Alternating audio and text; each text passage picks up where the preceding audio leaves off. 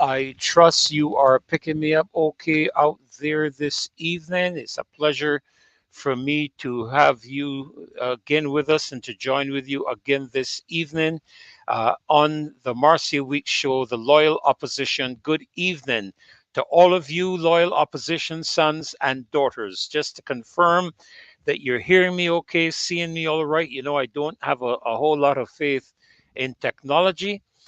So I'm just trying to confirm with you that all things are well and that you're picking me up and seeing everything well so that we make sure we have a good show tonight. So good evening to every one of you. A real pleasure to have you with us.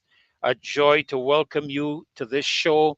FX Trading BB and Jermaine 123A. Good night. Good, Marcia. Thanks for confirming that for me. I really appreciate that. Been having a few little technical difficulties this evening, so I was just trying to work them out. Queen B, good evening to you. Thank you for sharing. Thank you for liking. I really appreciate it. And I want to encourage all of you really to like and share so that more people will be able to be in on the program and be able to hear some important information that, you know, I always believe that one of the things that people need in order to make good decisions is good information. When you're well informed, you can make what we call an informed decision. So I want to thank you all for, you know, being there for us and you know, sharing and liking so that we can get a greater coverage in terms of the show here. We are really appreciative for all of you. Queen B, good evening to you. Yes, Vernon Garnes, wonderful to have you again with us this evening. Good evening, Nigel Carrington, Owen Hines from Philadelphia, Alexi Williams, good evening to you. And yes, we are looking to welcome back the General, all things being equal this evening. He has been off for a little bit of a break. He's been tired. That's human. And certainly we are looking forward to him joining us again this evening. UB Shepherd, a pleasure to have you again with us tonight. Yes, I agree. General Caswell is a tremendous gentleman, and we appreciate his presence on the platform. Good evening to you, Mildred and Monica. Judy Jilts and Bonnie Springer and Michael Herwood. Good evening to each one of you. And let me say what a joy it was to meet some of you yesterday. ADG, great to see you as well. Lucinda Aline. And I'll be touching on yesterday evening's Parliament, Roadside Parliament, as I go into the show tonight. Jelbiz, bless you. Good evening to you as well. FX Trading BB, thank you for being with us again this evening. Marva Hunt, good evening. Blessings to you as well. And Romeo Hinkson, good night to you. Yes. Jeremy123A, I believe I greeted you already, but we'll greet you again. Judith Ann Clark, let me say what a pleasure it is to have you with us again. And keep the faith, Judith Ann. Don't you dare let go of that faith. Of course, Marcia, you know, I am always looking forward to you having my back and keeping me on my toes, my P's and Q's. And Wendy Ford Griffith, good evening to you. Easy D. Uh, Nigel, thank you so much, hearing us loud and clear. Good night to you, ADG. Pleasure again to have you with us. And the loyal opposition, Sandra Brewster. Good evening, Pauline Maynard. And, you know, I particularly want to thank all of you that came up to me yesterday evening and introduce yourselves from the loyal opposition. I must tell you, you know, please don't get too upset with me, but I have always had a difficulty remembering names unless I use them regularly. And I don't forget faces, but very often I have difficulty remembering the names, and it's always been an issue really for me. So if I don't remember your name, please be merciful to me. Okay, just be merciful. But I do appreciate all of you on behalf of the team here. We are so grateful to all of you and all of you that came out yesterday evening. We had a lovely weather, lovely evening. And I tell you, my goodness, what an evening it was to hear such powerful testimonies, powerful information that was shared. And I was really grateful to all of the young people that took the time to be present and to share with us. And of course, we had Dawn. Dawn was our MC, Lynette Eastman. We want to thank her as well for sharing yesterday. Zico John, Jacqueline Caesar. I was so happy to be there present and to hear her make the appeal, pray, and please put the guns down. Reverend Paul Leacock ended the night with a very powerful, I call it a powerful divine word that was so relevant to the root causes of our condition in the country. And listen, the root causes, and I endorse what Reverend Leacock said, the root causes are where we are targeting. And particularly as Christians, that's our target area. I personally believe that we are in a spiritual battle for the soul of this country. And when I look at much of what has been done and is being done, I must say that it is nothing short of a miraculous manner that we exist, and it was great to have these young people sharing with us yesterday evening. Timon Howard and Imari Browne, I mean, and there was a young lady, I don't remember her name. She did that Calypso about so many things, so much information. I tell you, and she was just great. Her delivery was great. And I had a conversation as I sat on the wall with her. And I must say, I was so blessed and I was so encouraged with the young people. Look, we have some great young people in this country. Great young people in this country. And rather than the government going about making policy and suggesting that things, they're making policy without even consultation, but that seems to be their modus operandi. You're there to represent the people. You take a solemn oath when you take up your responsibility. Um, Nick, Nikki, oh, Judith, I'll get it. Niqa, I'll get it, Judith. I'll get it, Nika, that's it, Nika. Thank you, Nika. She was so great, so really good. And I tell you, I was just blessed by the entire evening, and I learned a lot listening to the young people.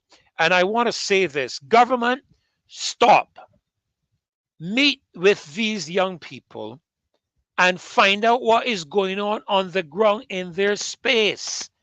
Find out what is happening there and put it back up for me, Dave. Put that right back up. Just shift me. Let me see if I can do that. Or you can just shift me off to the side. If you can get her back up, put her back up there and just shift me over to the side. I don't mind. I can take that. That's not a problem. Because these young people, it's important to hear them. It's important to hear from them. And before you start making policy without, yes, Terry, creating policy without conversation with the young people. Not bizarre only, Terry, totally insane. How are you going to make policy to do with tourism and you're not going to sit down and talk with the people that are the stakeholders that are in tourism? How are you going to sit down and make policy to do with agriculture and you're not going to engage the stakeholders in agriculture? Similarly, how are you going to sit down and make policy concerning the young people of the country and you're not going um, and you're not going to engage the young people? That is ludicrous. Listen to them and hear what's happening on the ground. We had Lynette Eastman, and I tell you, Lynette spoke so passionately from her heart. and she spoke about the tremendous influence and impact that the church has had, and she's correct, in terms of helping to teach discipline, decorum, delivery, leadership, all of these different things. And I must say that the church needs to probably get back to those aspects. I can't remember who it was. I think it was her that lamented, we used to have these Bible sessions during the holiday, for maybe the holiday. Now you can only have it. They only have it for a week, and we really wanted. We really need to hear from them for much longer than a week. So, yes, excellent speech by Miss Eastman. Don, Don was there doing a great job, and I really must tell you, I enjoy just sitting back and enjoying the young people and listening to them and learning from them. And as they as they sat with me, I talked to them, and I said to let me make sure I get his name correct, but I turned to one of them and I said, I want to sit down and have a conversation with you, because I want to hear from you some of the recommendations and suggestions that you would have. And I was talking with Timon, and I said, Timon, I'd like to hear what the young people would say to the church as to what the churches, how they see the church could be impactful, how they can contribute to where the young people are right now.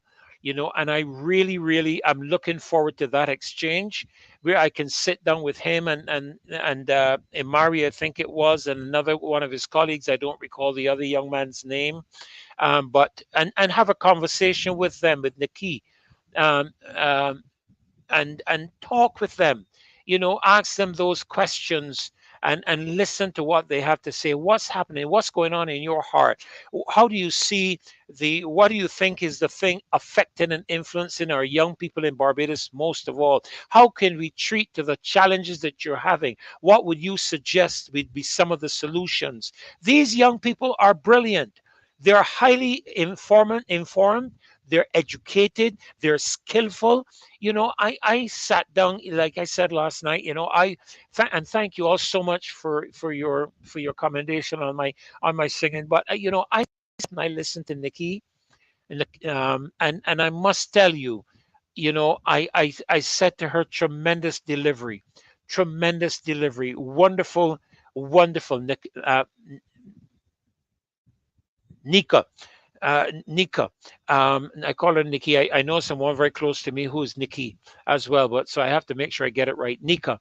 Her delivery was great. Timon. These young people were so confident behind the podium.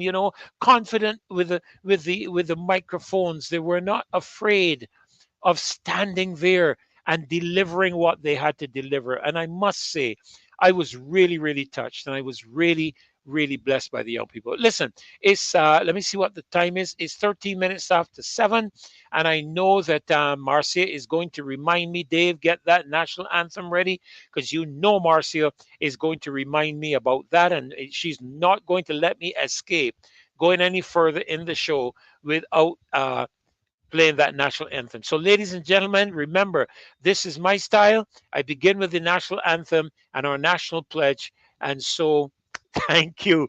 Thank you, Marcia. So, Dave, let's get that national anthem out and ready. Let's get it going so that we can continue in our show tonight. So, ladies and gentlemen,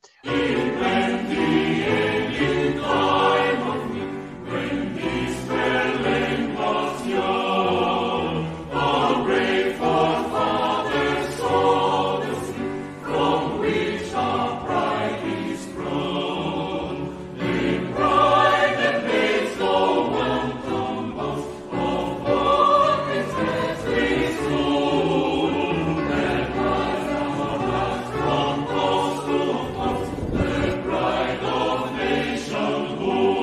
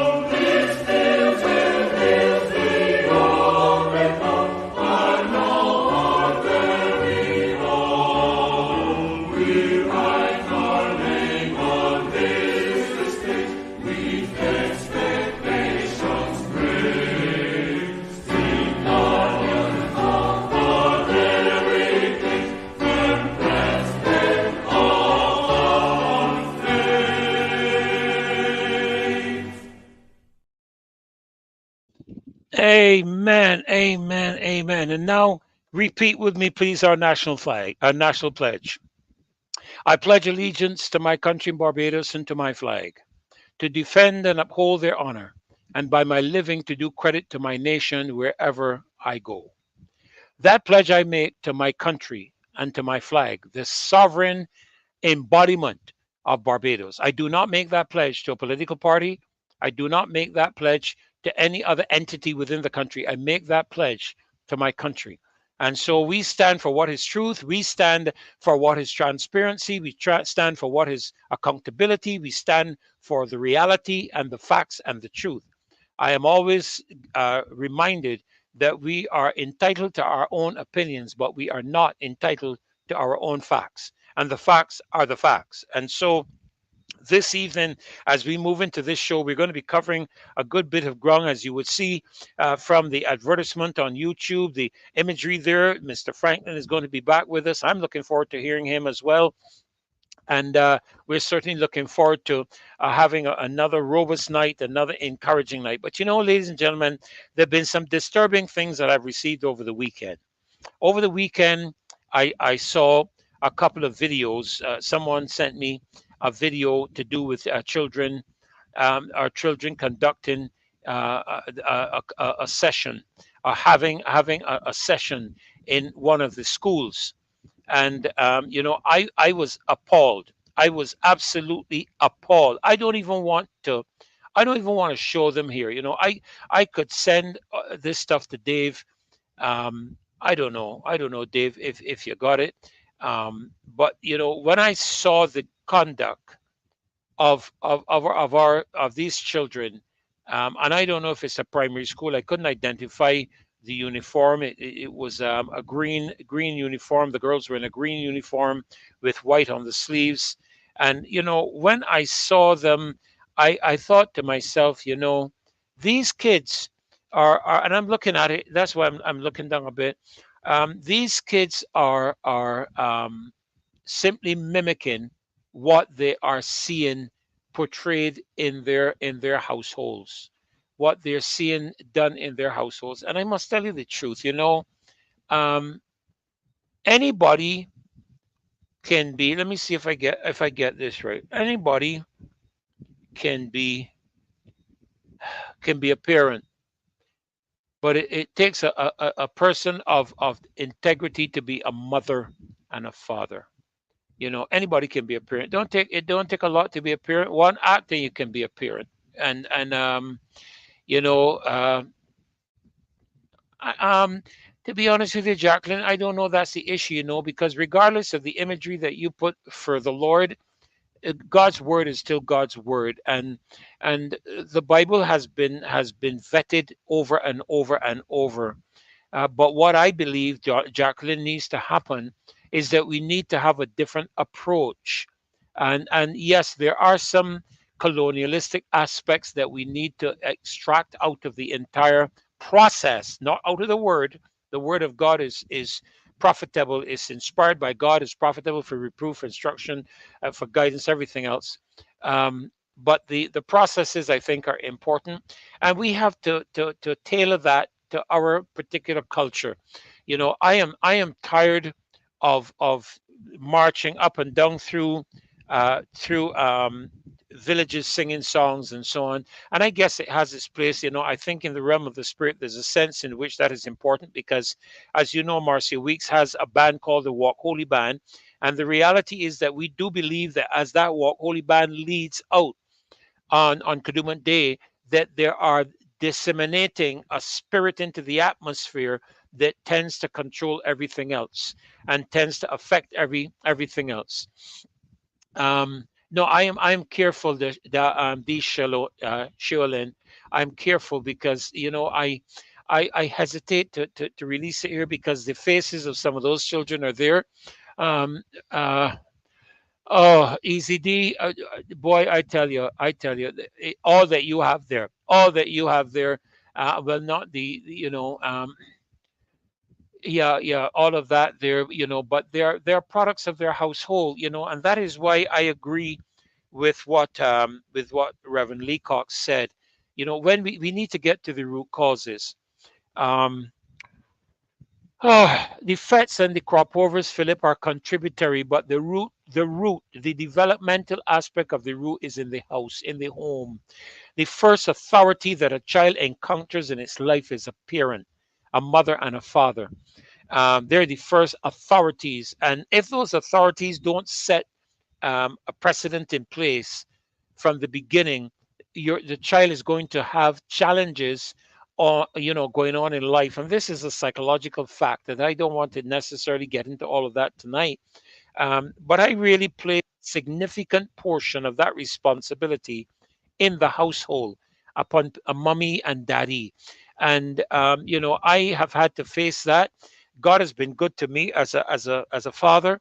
At the times when I didn't have the opportunity to spend a lot of time with my children, but I thank God that in my ignorance, He preserved my children and my family and my relationship with them, and I'm thankful for that. But I do believe that parents have a significant contribution. I mean, it takes a parent's permission for a child, at least, 12, 13, 14, at least around there, maybe even 15, to go off to the botanical gardens to hear what we were told was being played. That takes a parent's permission for the child to go into that environment. I'm not blaming it, putting the blame only on parents, because there are other contributory factors. There are the peer groups in the schools. There are the lack of someone said it yesterday. The lack of a example. I remember at one time we used to look up to police officers coming into the school, and some children even wanted to be police as a result of the visits in the school by police officers. These are the examples that we grew up with. But a lot of it now has come, and I agree, Josh, that the root problem to all this is we have abandoned God. And I will say it this way: there has been a significant decline, spiritual and moral decline in this country. And regrettably, whenever you use the word moral, the only thing people speak about is sexuality, but morality is the capability to determine the differentiation between what is right and what is wrong. And there's a little verse that the Bible talks about, and I was sharing with someone recently, and I told them, I said, whenever you buy a vehicle or you buy an appliance, it comes with a manual. And we always are told, read the manual. We're always told, read the manual. Don't engage on anything until you first read the manual. And as you read the manual, you get to know how the particular entity operates, what it does, and how it functions. And what I've discovered, from the automotive industry that I was involved in, I've discovered that very often people do not read their manuals. And as a result of that, they abuse. That's, the abnormal use. Abuse is the abnormal use of something. They abuse the particular vehicle or item or whatever it is. And you would never take a manual for Toyota and try to operate a Nissan with a Toyota manual. You will go to the Nissan manual. But for some reason, we seem to think that as human beings, given a manual by God as to how humanity is supposed to operate and function, that we don't need it, number one, or we can do something better or different. And all I'm saying is, you know what? Get back to that manual. The manual tells us that ignorance is in the heart of a child and the rod will drive it from them. Now, what Parados and those people who try to defend children have successfully done is that they have been able to tie in corporal punishment. I said corporal punishment. I did not say abuse with domestic violence and so on children. That is what they have been able to do. And I am one who I believe that when it is necessary, I will exercise corporal punishment when it is necessary. And when it's not necessary, I will do other things. It's not the only form of punishment, but the good Lord knew what he was talking about when he implemented that process. And I know some may agree, some may disagree, and that is fine. Yeah, the children do have some really serious problems. And, I'll tell you, I had some experiences with our children with some phone calls that we picked up, some messages left on our voicemail. I had to call back the parents and let them hear the message for them to believe it, what a child would do. And this is primary school. what the child would do and not do and all this kind of stuff. And listen, um, I don't know if you have it, Dave. If you don't, I'm going to try to send it to you. But Dave, there was a book that I saw. I saw a book advertised, and I could not believe when I saw this book um, advertised. I could not believe what I was seeing. I am going to try to forward it to you, Dave, if I can, and ask you to put it up for the people to see. But this book was talking about going in through the back door. Dave, I just sent it to you. If you can put it up, if you can upload it and put it up, that would be great, because I want the people to see this book so that you can understand what is going on among our children and our young people. And also, let me say this very quickly. Um, a lot of, well, not a lot, a number of the deaths that we have witnessed in Barbados are not necessarily gang related. A number of them are domestic. A number of them are altercations and arguments and disputes where people have lost it and killed someone. And what it says to me is that there is a dimension of anger loose in this country unlike anything that we have ever seen in Barbados before. And I know from my standpoint, it's a spiritual entity. And we are going to be dealing as the body of Christ with that spiritual entity to take care of it. But we have to learn how to manage our anger. And we may have every justifiable reason to be angry. When you look at how government performs, what is happening, you talk about a healthy environment, but yet when you walk in the supermarket, you can't afford to buy what is healthy for you. All these are things that contribute to the anger that I am seeing in the country. And I used to see it just on the face of children, but I'm seeing it now on the face of adults. And I agree with you, Beige and Britt. What in the name of God is going on? Fortunately, we know. Fortunately, we have an answer. And fortunately, we are going to be able to implement that. But listen, I I see someone in the waiting room that I haven't seen for a couple of shows. And I know you have been longing to welcome him back. So, ladies and gentlemen, members of the loyal opposition, the coalition of the righteous, let us welcome back Mr. Caswell Franklyn to the Marcia Week Show. Caswell, what a blessing and a joy it is to see your face again and look forward to hear your voice. Yeah, thanks very much, Freddie. Thanks for welcoming me back. I I want to particularly thank those people who inquired after me. Some called, some WhatsApp, some sent people with messages, all kinds of things, wondering if it was well. Yes and no. I let me tell you what happened, and then you might have a laugh and call it. The night when Beryl was supposed to be passing, I got up, I walked around the house about just before midnight, and I saw the window was open and wind was coming through that window. And I said, wind don't normally come through there. That is to the south.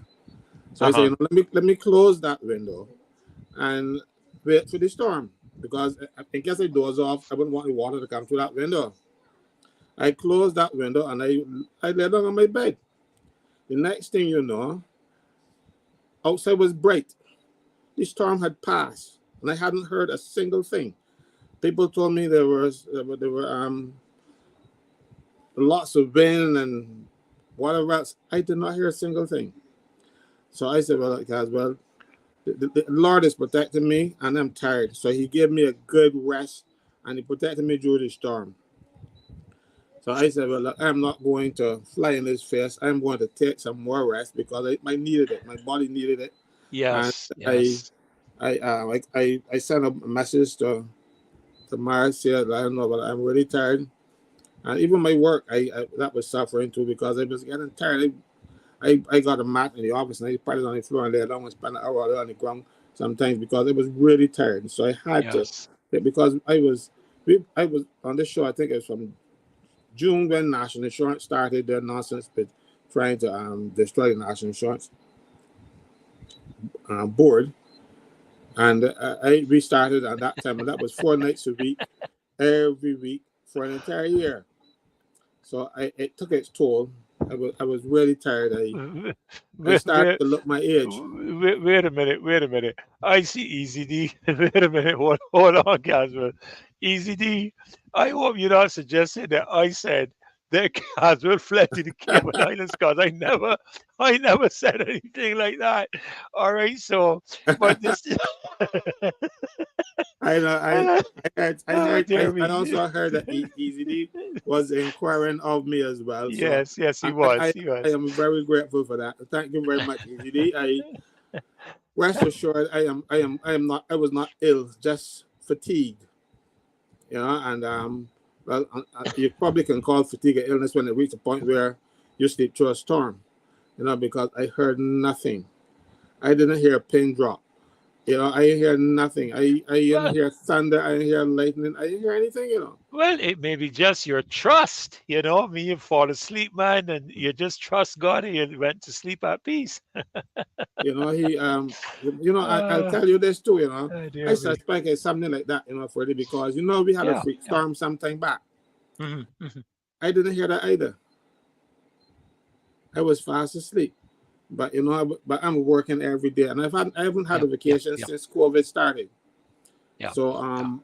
I find that when I get a chance now to rest, when I know I don't have to get up in the morning and go, because sometimes my phone ring as early as 5:30, somebody with a problem, and that get sometimes I answer, and sometimes they're real problems. They're not something people, but just a little nitpicking or anything. Sometimes people have some real serious problems, Yes, yes. and I can understand why they were waiting until so I get break to call, So I don't make too much noise about it. I would like to discourage them from calling so early, but you know, You better believe it, boy, I but tell you. Uh, I understand how they feel. So that too was taking a toll. So what uh-huh. I actually did, I turned off my phones. I didn't check my WhatsApp, didn't check email. I got over 200 emails I have to respond to now, Oh, wow, WhatsApp, let me see wow. WhatsApp. Well, if it's 200 emails, it must be 2,000 WhatsApps. I started Uh, going through the WhatsApp on Saturday, and I'm down to 145 now. what? So um My so goodness. it's 145 that I have, and the email just off the scale, and then the missed calls, So but anyhow, I am back. I will not do 4 nights a week anymore. I realize that I might think I'm superhuman in my head, but my body is telling me otherwise. So I listen. I listen to I listen to the body, and and Angela, good night and thank you. I you're welcome. I really appreciate it. So I I am back with you. I will be here as long as Marcia gives me the green light to go on the show. And so people ask me if you and Marcia follow. I said they're not following out of anything. I People tell get you. worried and they worry about so many things, that is unnecessary. And Marcia and I, we don't have any. At least I don't think we have any problems. If we have, she ain't tell me. you know. Well, it's amazing, Caswell, the rumors that will go out, I mean, and spread. I remember Tom Adams saying years ago that a lie will circle the earth 10 times when truth is putting on its shoes. I don't Mm. know if you ever heard him say Yeah, that. but Churchill said something similar, and I remember his. He said, the church it would circle the earth before you get your pants on, Yes, and yes. so but that is what people like. People like gossip, people like and if they don't have any facts, they make it up, Yeah, yeah, yeah. and so what you can do, you just know that that's what happens, and good night. Hasbro, good night. Really miss you. Thank you very much.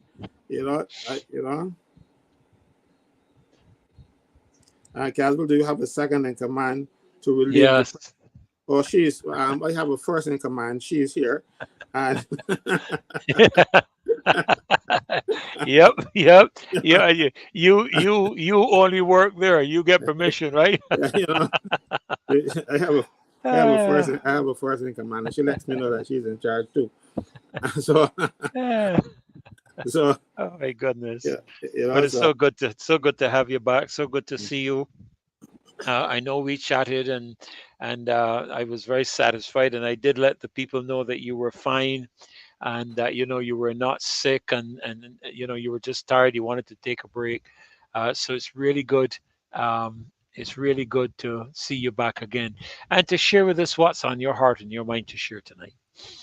tonight I am going to touch a lot of things, but I'm going to, in subsequent shows, I am going to develop some of these points.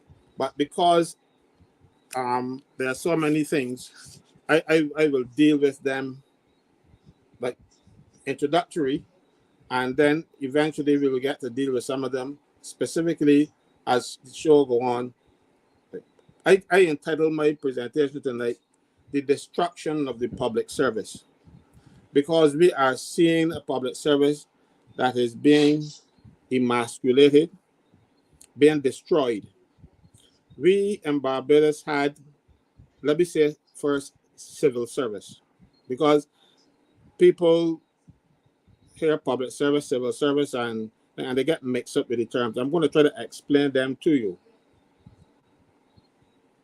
We had a civil service, we had civil servants, and our civil servants prior to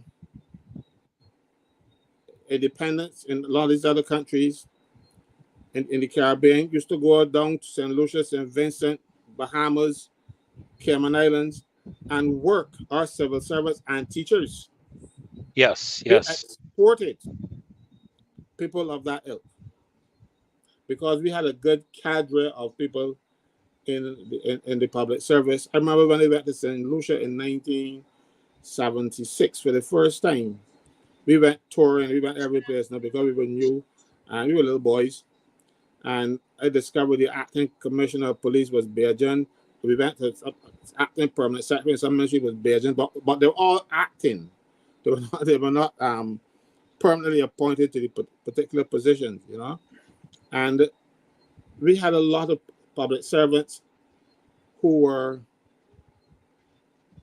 seconded. I remember when we had the troubles at the prison in Grenada, we sent a prison officer down to run the prisons in Grenada. We had, but the civil service now is a mere shadow of itself. And the destruction started by no less a person than the right excellent Errol Barrow. When Errol Barrow came into office, he discovered that the public service had specific rules and they were getting in his way. And some permanent secretaries will tell the right excellent Errol Barrow, I am very sorry, but you can't do that. And politicians, don't care how great you are, don't like to be told the extent of their powers. And legend has it that one permanent secretary told him, you are the prime minister and you can transfer me, but you can't fire me. But I will not do that. And then he realized, the level of faith, even though he was prime minister, he had certain bounds that he could not cross. And that is why he called them an army of occupation. A lot of people think army of occupation mean you had a lot of civil servants. No, army of occupation is not a lot. Army of occupation is an army that occupies the place. When you conquer a place, the army takes over and run the place, like the Israeli army now in Palestine. They are an army of occupation. And an army of occupation makes the rules and you got to live with them. And that is what Barrow was talking about when he said that the civil service was an army of occupation. They ran things. Army of occupation, occupying army, the same thing. They ran things. It didn't mean that we have a lot of people working in the public service as have been misinterpreted over the years. And Barrow would know what an army of occupation is because he was an airman. He was a Mhm. soldier. Yes, he So was. he understood the term army of occupation. Army of occupation was an army that ran things, and the civil service ran things. Public officers didn't run things in Barbados. And as a matter of fact, in Barbados there, the permanent secretaries made more than ministers because they were the ones who do the actual work. Ministers did the talking, but over time, politicians got greedy and regraded their salaries above the level of permanent secretary because they feel I'm in charge Hmm. and they're working for me. Permanent secretaries don't work for them. Permanent secretaries work for the state. They used to call it the crown before. They work for the crown. And the person who employed the civil servant was the governor, then the governor general, and now the president. The ministers do not employ anybody. They don't have staff. Even though I have heard politicians current and past saying, my staff, they don't have a single member staff. I told a particular do minister one day he called a civil servant for a meeting, and the officer asked me to represent them. I said, but I'm not sense coming to meeting to represent you. He can't call you to a meeting. The officer said, I still want you to come. So I went. And when he came, we exchanged pleasantries because I considered him a friend. And when meeting started, I said, wait, hold a minute. Who give you the authority to call her to a meeting? You have no such power. If you saw something wrong with her performance, you mention it to the permanent secretary and let the permanent secretary deal with it. You can't call her to me. She has nothing to say to you. But we had a little tour for, and then he agreed and back off because a minister has no authority whatsoever to chastise, discipline, or talk harshly to a public officer. The only public officer that he should be dealing with is the permanent secretary. The permanent secretary is called a secretary for a particular reason. He is the guy that is supposed to be permanently employed. The ministers are not, because the ministers are busy secretaries too. And if in England you will hear Secretary of State, Secretary of this, Secretary of that, we call them ministers, they call them Secretary of States in England. They are secretaries. But the permanent secretary is the permanent fellow who is there when governments change, they will still be there. And they will run the country even when there is no cabinet in place. Because they run it. They run elections, they run everything. Unfortunately, public officers had their services and their terms and conditions diminished and whittled down. And right now, the civil servant used to be a privileged class. They had certain terms and conditions that they didn't get a lot of money, and they still don't. But they got things that would compensate for that money as time went on. They got pensions, they had leave passage, they had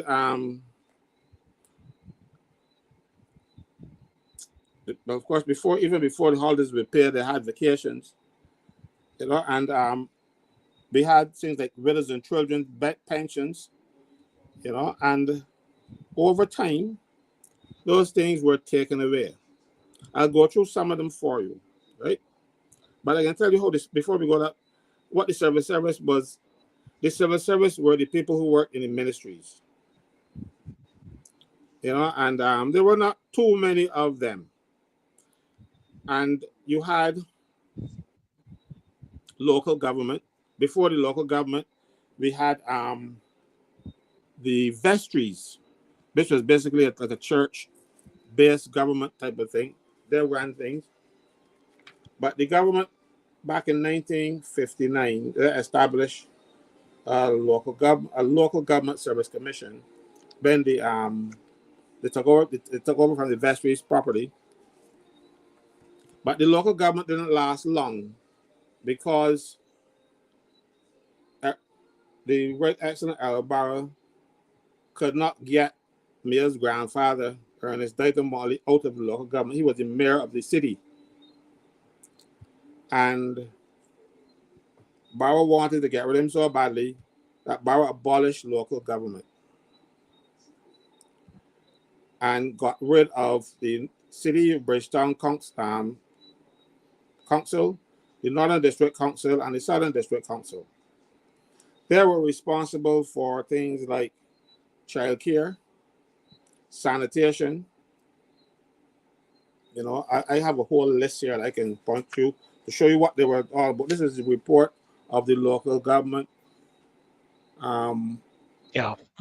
commission. When they established the commission of inquiry to inquire into the operations of the local government, because Barrow wanted it done, but he wanted it done properly, at least to appear to be done properly, because he has goal in mind. So he set up this commission at this, and actually, just to be honest, it went the way of being done by a warrant issued by the governor. No, that's like a commission of inquiry, you could call evidence and that kind of thing. And their recommendations were basically that, you get rid of the local government, but the responsibility, like for instance, the alms houses, where the old people, almost every district had an alms house. District hospitals, we call them now. People would, when you get old, they couldn't help themselves anymore. You go to the alms house and tell the matron, and she would size you on a bed and put you there. And that was it. That's how it worked. That was taken over by central government. And in those days, the orphans were lived in the almshouses. But they took them away and they formed something called the Child Care Board. And they were responsible Okay. for child care and child welfare, that kind of stuff, as opposed to the local government. That was one of the things that was taken away. We had sanitation was also a part of local government, because each area had its own sanitation department. So they amalgamated everything and called it the sanitation department, a sanitation, and the sanitation board, no, the sanitation service authority. We also had the transport board. This is another statutory board, but that dates back to 1955. And the Public Utilities Board, now Fair Trading Commission, they have taken over the role of the Public Utilities Board. They did the hearings. Remember when Bandel McLean used to think he used to go before the Public Utilities Board and argue for what Tricia Watson is doing now. Yes. That used to be Bandel McLean's role. Well, not his role. He assigned himself to it to the benefit of everybody in Barbados. These local, and there was a local government commission, just like there was a public service commission, a police service commission, and there was public service, police, and the one for the judiciary, the legal and professional, or whatever call it these days, commission. Each of these commissions employed the civil service. The judges were employed by the Judicial and Legal Service Commission. The civil servants were employed, but they were employed by the governor or the governor general, no president. But the president, governor general, governor acted on the advice of those commissions. So they had the Public Service Commission and the Police Service Commission, Judicial and Legal Service Commission. They were supposed to be staffed by independent persons who would give proper advice to the governor, governor general, president, and they were responsible for discipline, appointments, you name it. And these persons had orders published by the governor, disciplinary rules and that kind of stuff, published by the governor in accordance with provisions of the Constitution. These powers were given by the Constitution of Barbados. Before independence, the governor did everything because he was in charge and all that stuff. He had so everything back to the governor. But under the Constitution of 1966, we had these independent service commissions that did what they had to do, but to the exclusion of the politicians. And when they collapsed local government, they then too, because people used the service commissions, they had a statutory board service commission. But that they abolished that in 1982 because in those days there was an issue with Don Blackman and some two officers that won the statutory boards. And Don Black, they sent it to the commission. The commissioner said, the guy who washed his hand and said, wait, want this brother? I see nothing wrong with these men. Yep. Well, the commission said so. And the minister insists that those people had to go. So when the commission sent back to the commission, I see nothing wrong with these people. So they abolished the commission. And each statutory board then got responsible for the discipline of its staff. Mind you, there were not many statutory boards at that time. But when people realized that when ministers now become responsible for the statutory boards, and they started hiring, but they didn't hire themselves. What they did, they appointed their friends as chairman, and then called the chairman and say, well, I want Ferdinand Nika to be my CEO. We had people, like, for instance, at National Housing Corporation, a guy there did not have a single CXC, GCE, Pittman, anything to his name. But he became general manager because the minister can say, I want him. Because even though people might say, oh, you don't have the qualifications, there are no qualifications that are enforceable anywhere at a statutory board. Those are the qualifications that statutory board would like to have. In the civil service, qualifications are settled in law.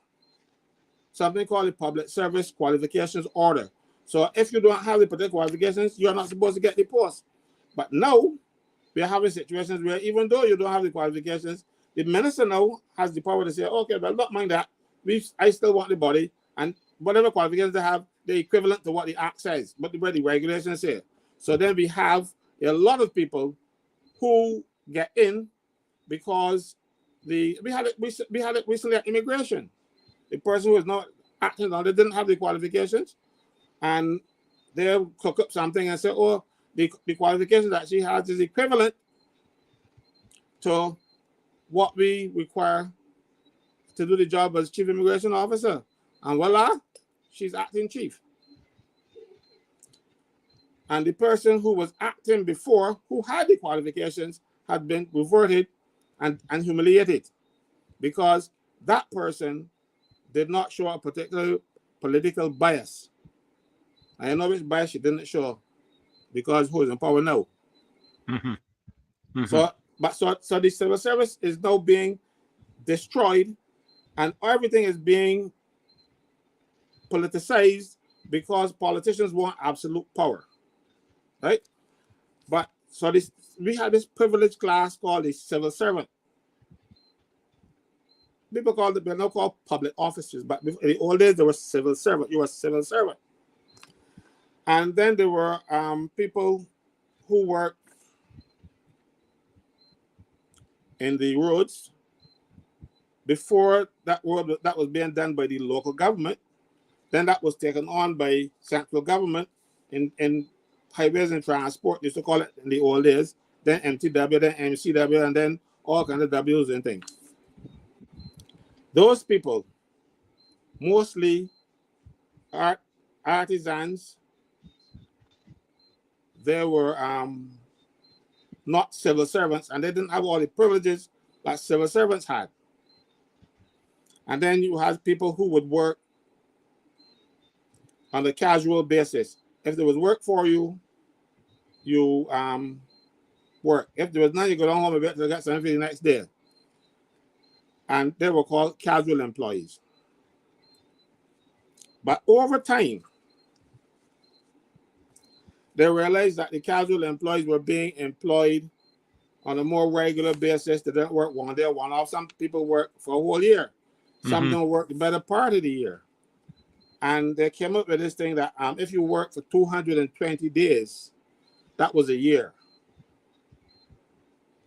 And so if you work sometime in January, didn't work February, didn't work sometime in March, but once it equal to 220 days or more, that was a year for the casual employee. And they fought the passed piece of legislation called the Casual Employees Pensions Act. So there's two then start getting pensions like the civil servant. Mind you, it was a different type of pension. It was like you should get less money, but you would get a pension. Similarly with the public employees. But what was happening? The government in 1971, again, who was in power in 1971? The Democratic Party. They decided that casual employees should not be getting a pension anymore. 1971. So anybody entering the public service as a casual employee after the 1st of July 1971 would not get a pension. Right? What is strange about that is that 2 years prior, politicians never got pensions either. And in 1969, they passed two pieces of legislation. One called Pensions, open brackets, Prime Minister, close brackets, Act. And then we had, that was 1969, number 7. And then 1969, number 8 was Retiring Allowances, open brackets, Legislative Service, close brackets, Act, 1969, number 8. They provided for pensions for the Prime Minister and MPs. But at the same time, they're abolishing pensions for the lowly person who work in the public employee. And saying, okay, well, they can go to national insurance. Mind you, national insurance gives you a small pension. Because don't care how much you work for, national insurance pension is only going to be based on the national insurance maximum. And the maximum national insurance is $5,200 a month. So if you work for $10,000 a month, your pension will be based only on $5,200. And you only get about 60% of that amount. So so national insurance was intended to be a top-up, not to give you a living a pension that you can survive on. But the politicians took it away from the casual employees. In 1971, 2 years after they put in place pensions for themselves.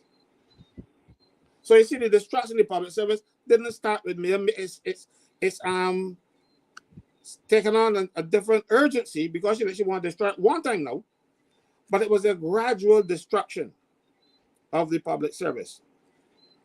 Mind you, one of the things that the public officers all had is something called widows and children's pension. If you were a civil servant, male, and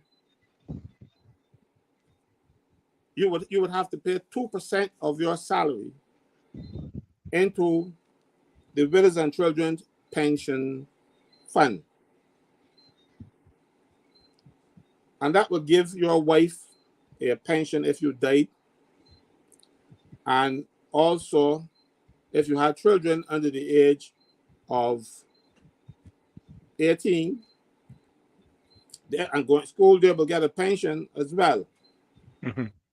The wife will get half of what you would have gotten, because a lot of those days, the wives didn't work. So they had to provide for them. That was abolished by Tom Adams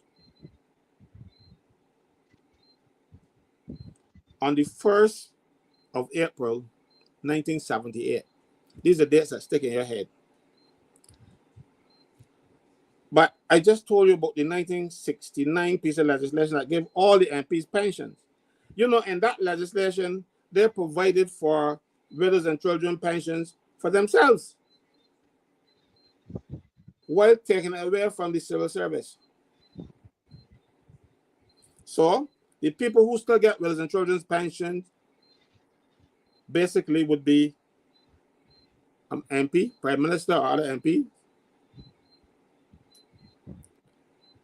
the President, and judges. Everybody else would have to go to national insurance and get the pittance that national insurance gives you for a survivor's pension. It is not a livable pension when you get from national insurance. So these things were taken care of and taken away. So all of these things were things that public officers used to get. So they didn't get a lot of money, but they got perks. Another perk they had was leave passage.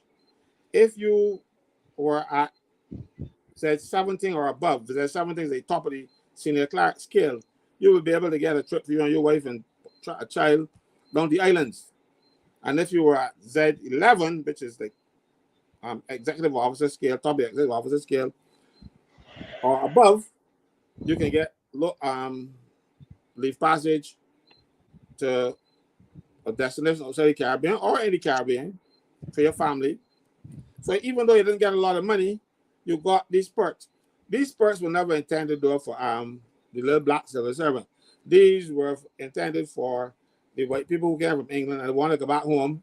So, you know, they give them a little take back.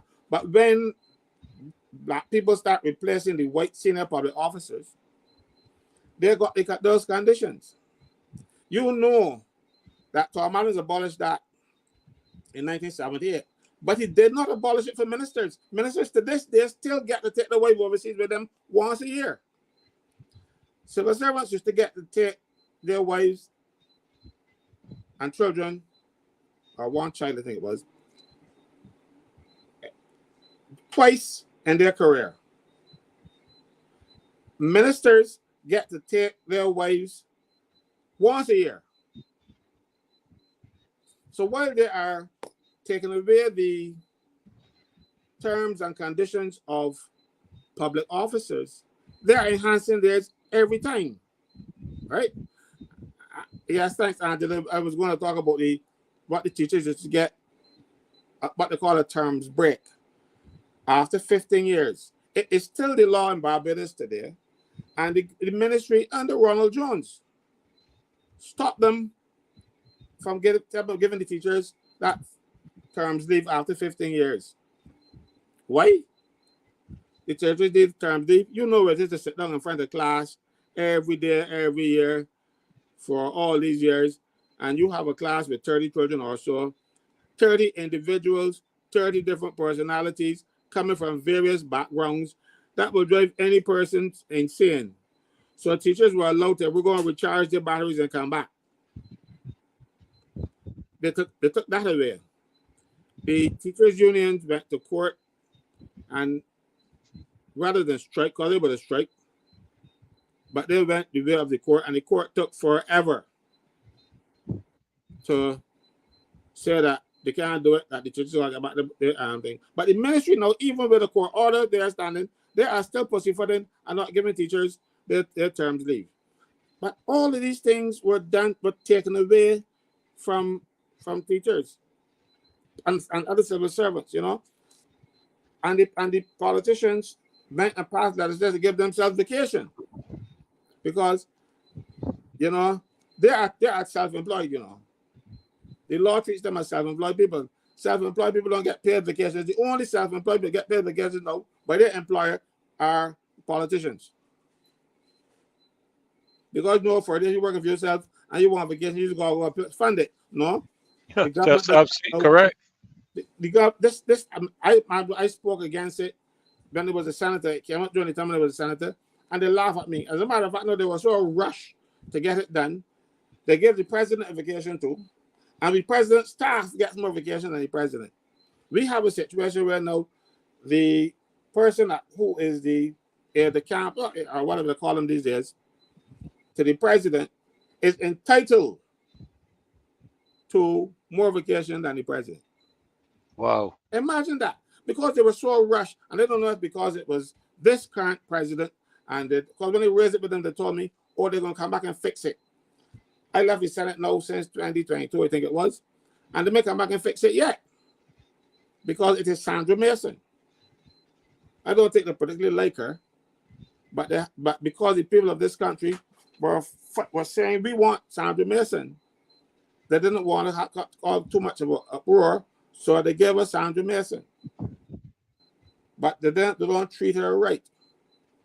You know, if she wants to, you know, if I have a function that, even a function where she is supposed to be presiding, and you want to give us a little liquor or a little cocktail and stuff, comes out of her pocket.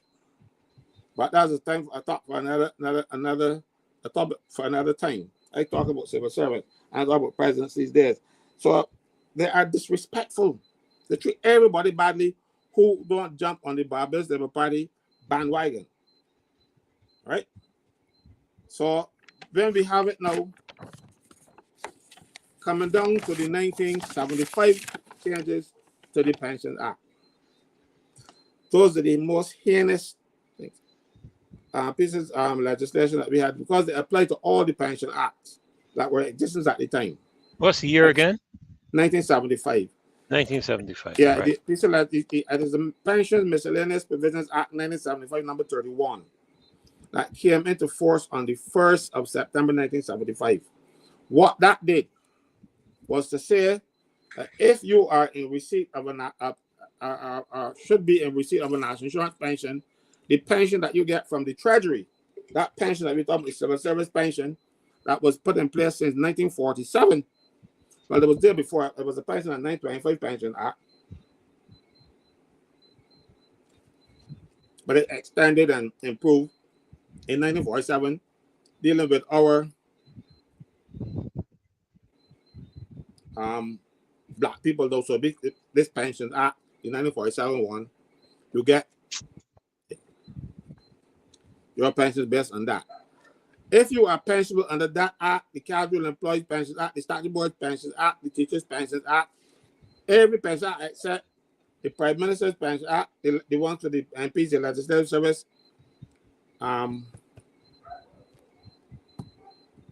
Retirement Allowances Act,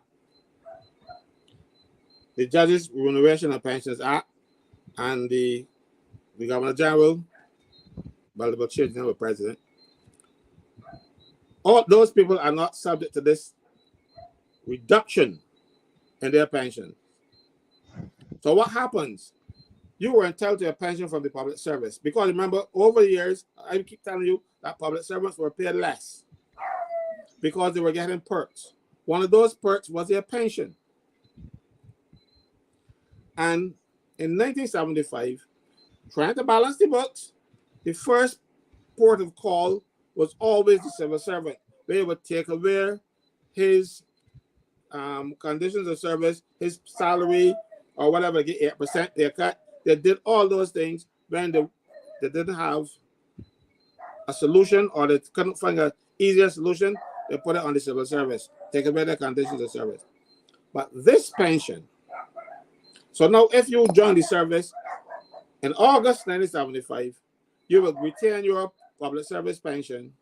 But then if you join on the 2nd of September 1975, you will get only one of the higher of the two, basically, because they will take away the amount that you get from national insurance from the pension you will get from the Treasury. And in a lot of cases, the pension from the Treasury is wiped out. So having worked as a civil servant, you ain't getting that pension. And what some people should be wary of,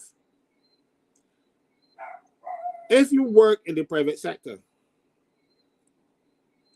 and then you come in and you pay national insurance and stuff all those years, you know, and then you come into the public service, because you work 20, 30 years in the private sector and then come in to do whatever else, and you get a pension in the public service, your national insurance thing is basically wiped out, because they take away. So you would have lost all those pension years that you contributed to national insurance because you made the foolish move of coming into the service later in your career. And you might get a bit more money and that kind of stuff, but then when you come in and you become a civil servant, you're in trouble. And nobody saw through that. They just were anxious to take away money from civil service people. So the people in the civil service now think. But I argue to this day that piece of legislation, the 1975 legislation, 1975 number 31, is unconstitutional. The only person that can reduce the pension of a civil servant was the Governor General, now President, acting on the advice of the Public Service Commission or whichever commission it is. That pension is you have a constitutional protection for that pension. It cannot, that's section 104 of the Constitution. So if you want to reduce that pension, it has to be done by the president. And you cannot pass ordinary legislation to take away a constitutional right from people. And that is what they did in 1975. They took away your pension by ordinary legislation when the pension is guaranteed by the Constitution. So you would have to amend the Constitution, and they did not. So I am arguing to this day that everybody in Barbados for all these years who have lost their pension, the government stole it, and they should get it back. Well, that's millions upon millions of dollars now. So they will fight that tooth and nail. But read the Constitution for yourselves. Don't take my word for it, because I can tell you that if the pension is not as of a right, then the only body can reduce it is the right now president. But civil servants' pensions are not a right. They don't have it as a right. The people who have their pensions as a right are the politicians and the same president and the judges. So if they grant you a pension, and mind you, if you are a person in the civil service and you get your pension and you go out there and do something silly and they lock you up, they take it away from you. If a politician gets locked up, his pension is there waiting free every month. So we're there, bring the same for and put it down there for you. And you come back and get it. Not so with a civil servant. So it is not absolutely your pension, but it is done when the president says, this is what we're going to do. No president has ever said that they're going to reduce any civil servant's pension by the amount they get for national insurance. So it cannot be legally done. But the politicians did not bother to look the niceties of the law and to follow the Constitution to guarantee people. So we got a lot of people like from principals. They have a friend who's a principal just recently retired. His is being cut because in 1975 we were both in military farm together. So he gone and became a principal, and now he's going to lose all that money basically that he put in the national insurance over the years because they're going to take away the amount that he got for national insurance for the tribute pension. So basically, he would have paid for a pension that he will not get. That is not fair. Mind you, I still advise him to go to court. But worse keeps coming. Under this present administration, the Mayor Motley administration, they have done some heinous acts. But I will go back to come forward. In 1998, with the scheduled employees not getting a pension anymore, and because they were working now continuously, they were not casual in the sense of what a casual employee should be. They work every working day for the year. So Owen Arthur, in his wisdom, or because he came from poor background and know how poor people suffered, he decided, no, that is not good enough. So he established all of those jobs that were casual and made them civil servants, which will entitle them to a pension.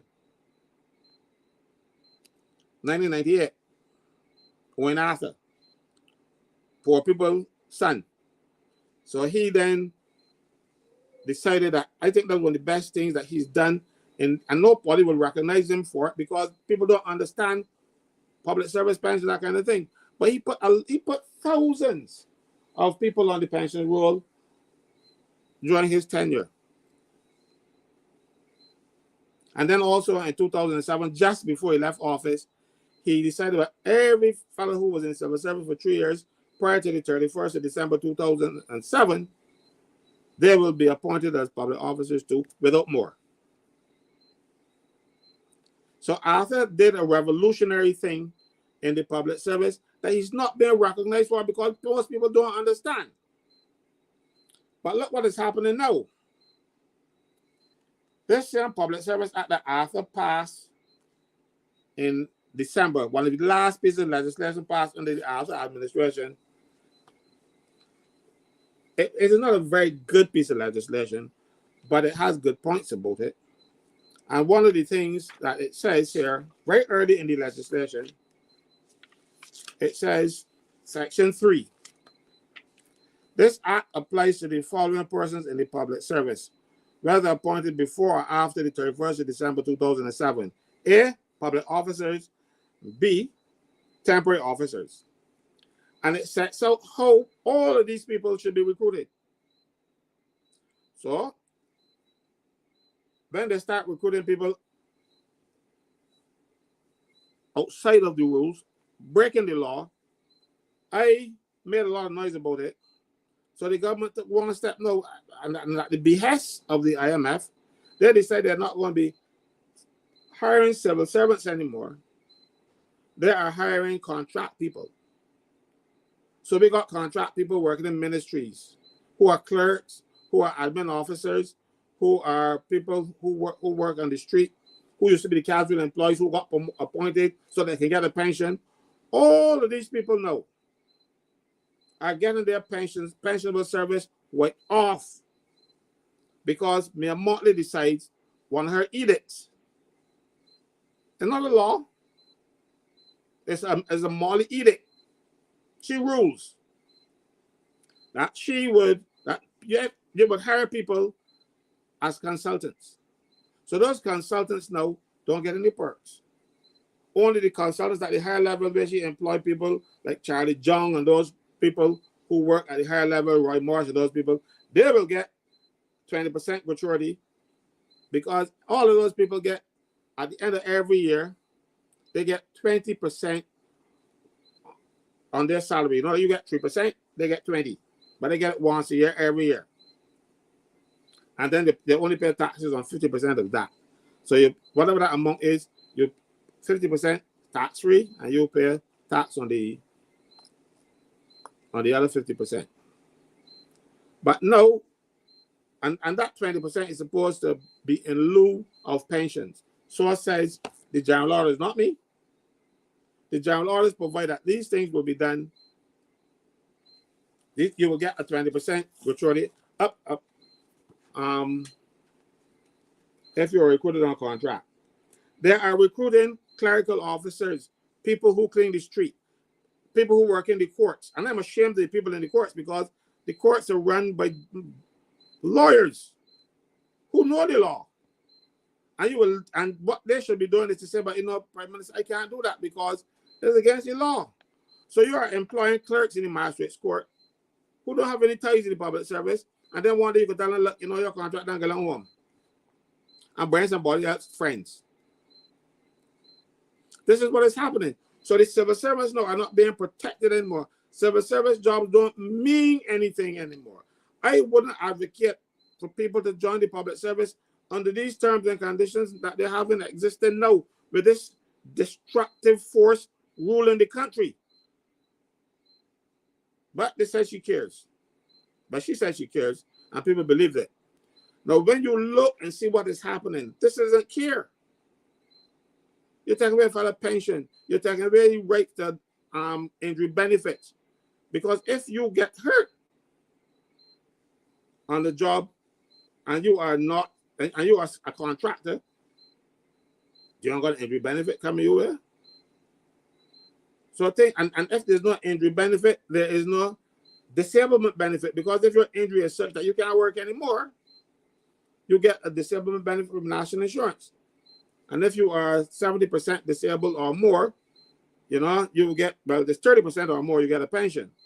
And depending on how severe it is, you might get it for 5 years, or if it continues after that, you might get it for life.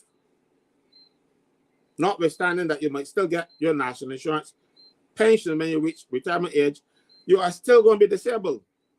So you get that disablement pension to compensate for the disablement, because it is an insurance that you put your money in and you're getting back some benefits. No, they're making sure you can't put your money in. Mind you, that is a crime in Barbados. Not to pay in contributions that you take out, or not to take out contributions. The only people authorized to tell you that these people are contractors is the National Insurance Board. And we had a person who is now Chief Justice sitting as chairman of the National Insurance Board and did nothing about that. Did absolutely nothing about that. And people every day, even CIBC here has a whole bunch of people now calling them contractors. You're working in the bank. You're not a contractor. You're working for the bank. They give you a laptop. If you provide the tools for me to work with, I am your employee. You know what so when I pointed that out to the government, you know what they did with the people who cleaned up around the NCC and the people who clean the street? They get them to be walking and say, well, that's yours now. You providing your own tools. Somebody can laugh and stop out of the masses. That is exactly what they have done. They give you a bit walking up and tell you, look, you are now a self-employed person because you providing your own tools. It is yours. That's your wing backer. You keep it. And these people now are not covered for anything. Because what happens when you go to national insurance and to register as a self-employed person, the conscientious people who work at national insurance say, we can't take your money. You're not self-employed. Because self-employed people pay 17.1%. But if you're an employee, you get 23.85% into the national insurance coffers. So national insurance can tell you the facts. So what they have done now, make national insurance board, bring in some of their cronies and start registering some of those people as self-employed. Because the civil servant who follow the law refused to break the law and said you are not self-employed. Now yard folks come into national insurance and they are registering those people and taking away 70% of the little payments that they give them. But that still doesn't qualify you for injury benefits because you are the injury benefit portion of your contribution is paid by the employer. You don't got an employer, so you're going to get it. Even though I think the parliament sometimes will come with some nonsense that don't work, saying that the people that self-employed will get injury benefits. A fellow self-employed, how you gonna know that who can write his report that says that yes, he fallen at work and they saw him, or the other people there saw him. If you're working from home, or you use a mechanic and you're working from cars and wife beat you bad, and then you go and knock down the car off of the props and say, well, the car hurt me. Nobody can know. So how you gonna do all of that? This government has been systematically destroying the public service, bringing their own people in to replace civil servants. So right now, and because these people have no security of tenure, and because now they can be fired willy-nilly by permanent secretaries, because the ministers is getting permanent secretaries and registrars, the Supreme Court, and them kind of people to fire them. The politicians don't hands are clean. But when you want them gone, you tell the head of the department, that body gonna go, the body gone, and you bring some people don't remember you. So we now have I don't know what it is. What is emerging is not a public service, it is a yard fowl service. And then if you don't want to remain a yard fowl, you can suffer. Somebody has to stop Mayor Montley's administration from further destroying this country. When I was off my little sabbatical, I saw the fruits of their labor when they're the little children and all this kind of badness that is out there. All of this is developed. Let me tell you how that started. I'm gonna get a bit off course. When Tom Manners was Prime Minister of Barbados, he was down by what you call the Nika roundabout, taking pictures of the march from the garrison to the stadium. Those years it used to be reversed. And he was there taking pictures. And he see all the people that like it. And he came up with this brand wave. He said, you know something? Get the people saying the jump up boat and thing that will take the attention away from me. And they'll be able to do what they got to do. So he set up the NCF. And that was the beginning of the destruction of our culture, our morals, and everything else. That's where it started. And each year, it gets worse. Yeah. To the point now where you would see people gyrating at the back of each other, fully clothed. Like Yes. Absolutely and now ridiculous. when you see little children doing it, You wonder why. On TV, the little children see it when they're on the side of the road watching the marches. Yeah.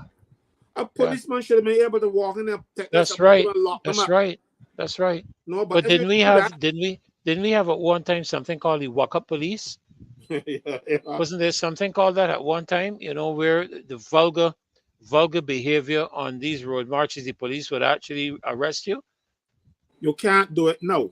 You can't even break the law if you are in the privileged class, because the privileged class are now the criminals. Because I will never forget, them allow me to get my wife in the House of Assembly when I get appointed senator, but they brought the criminals in. So as far as I am concerned, this government courted the criminals and give them standing in the community. Yes. When you can see a person, the police is saying, but you're breaking the law, you got to move. And so I said, you call what? Let me call the Prime Minister. And the Prime Minister tried to get the constable. And then eventually when the constable did not listen to the Prime Minister because the Prime Minister cannot give a constable directions, she was able to call somebody else in the force and call off the constable and get the police laughed out of Deacons. The police was laughed out because a market picked up the phone and called the Prime Minister for people who were breaking the rules that the Prime Minister set. And one phone call. I know you're paying criminals not to commit so much crime because they're still going to commit a little crime every so often. And so the other people now are applying for that job too. So when you see other communities starting to shoot up to one another, they want to be in the peace program too. So they can get paid for this thing. Everything is being destroyed. The civil service who used to take would have been taking care of these things. That the police, not really civil, but the courts, the probation and the welfare people who should be able to deal with these things, there are no, as a matter of fact, one thing I'm talking about is they even want to take now the welfare department and stuff and put them on the statutory board too, so that they too can be picked up and destroyed. Because if you're a civil servant, you still have certain rules if they want to get rid of you. They still have to go through a process, and they have to bring in independent people. And if they bring a person who chairs the meeting to terminate, but to discipline a public officer, is an attorney at law, and then two other people could be former public officers or whoever, but at least one must be an attorney at law. So you get a chance to put your case, and having put your case, then it's determined based on the law, as opposed to if you are someplace else, know you're a statutory board and say, look, he think I'll go to fire you. So even though you might have protection under the Employment Rights Act, the government is notorious by not responding to the Labor Department. So when the Labor Department said, well, I have a complaint against you, the people at the hospital, people at National Assistance Board, and other statutory boards say, so what? And they don't come. So even though you might have a right on paper, so I believe that these people should remain in the public service and continue to fight to remain in the public service, because the destruction. I mean, remember I told you initially there were Child Care Board, Sanitation Board, Transport Board, Public Utilities Board. Those were the 4 statutory boards. Now, if you look, you can't. There's so many boards now because it is easier to destroy people through a board. You get a yard fowl chairman and a few yard fowls who come to the meetings just to get the lunch or the dinner, whatever it is you may be, and they sit down and do what the manager tell them to do. So we have the hospital that was a statutory board. There's no statutory board. No, so pardon me, Caswell. So what you're saying then is that as the original intent existed, the civil service is a separate, if you could refer to it as a separation of powers. It was separate from Yes, absolutely. That is what it was. Okay. Absolutely. Okay. But that is not the case now. No, there's a blurring of the powers now. Right. Because you have situations where ministers now determine who gets in the public service. You have a person called Director General in the public service who's responsible for recruiting the public officers and things. But they are giving people to recruit. You are disciplining people. Right now, they make rules outside of the existing rules, and people are enforcing them. Right now, I am fighting against people talking about overdrawn salaries. People overdraw a cent, but they are forcing people. Up to today, I got a letter telling a woman that she got paid about $35,000, a lady who was sick, and they paid her. No, you pay people when they are on sick leave because that was a condition of their service. It is a condition of their service because appointed public officers don't pay national insurance, so they don't get national insurance benefits. So if you don't get national insurance benefits, you're going to get something. You still going to live. Mm-hmm. You're ill. Certified by a medical practitioner in Barbados. And the public service has a mechanism if you sick too long and they're still unsatisfied that they send you for a medical board. And the medical board consists of 1, 2, or 3 people, doctors, all doctors, who will determine if you're faking it or you're really sick, and they will then recommend that you will be medically boarded or that you're going back to work. So rather than do that and pay people their pension, because if you get medically boarded, you're entitled to your pension. But what they're doing, they are giving you your salary and then telling you when you overdraw it. You don't overdraw nothing because there's nobody in Barbados other than the Director General who can say that.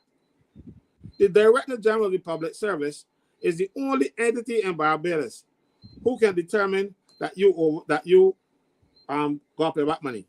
But you got some little squeak permanent secretaries that don't know the rules, that tell people, oh, you overdraw salary, you can pay it back. No. If you're a temporary officer or you are appointed officer, temporary officers get 14 days sick leave initially, and appointed officers get 21 days sick leave. If you go over them, it must be sent according to the general orders to what people like to use to call PAD. And they will determine. But they got to give you your pension because they cannot fire you. And if you fail to pay a fellow's salary, that's dismissal. So even though it said may, it really is a must. You're going to pay people. Because the only person that can dismiss you from the public service is the president.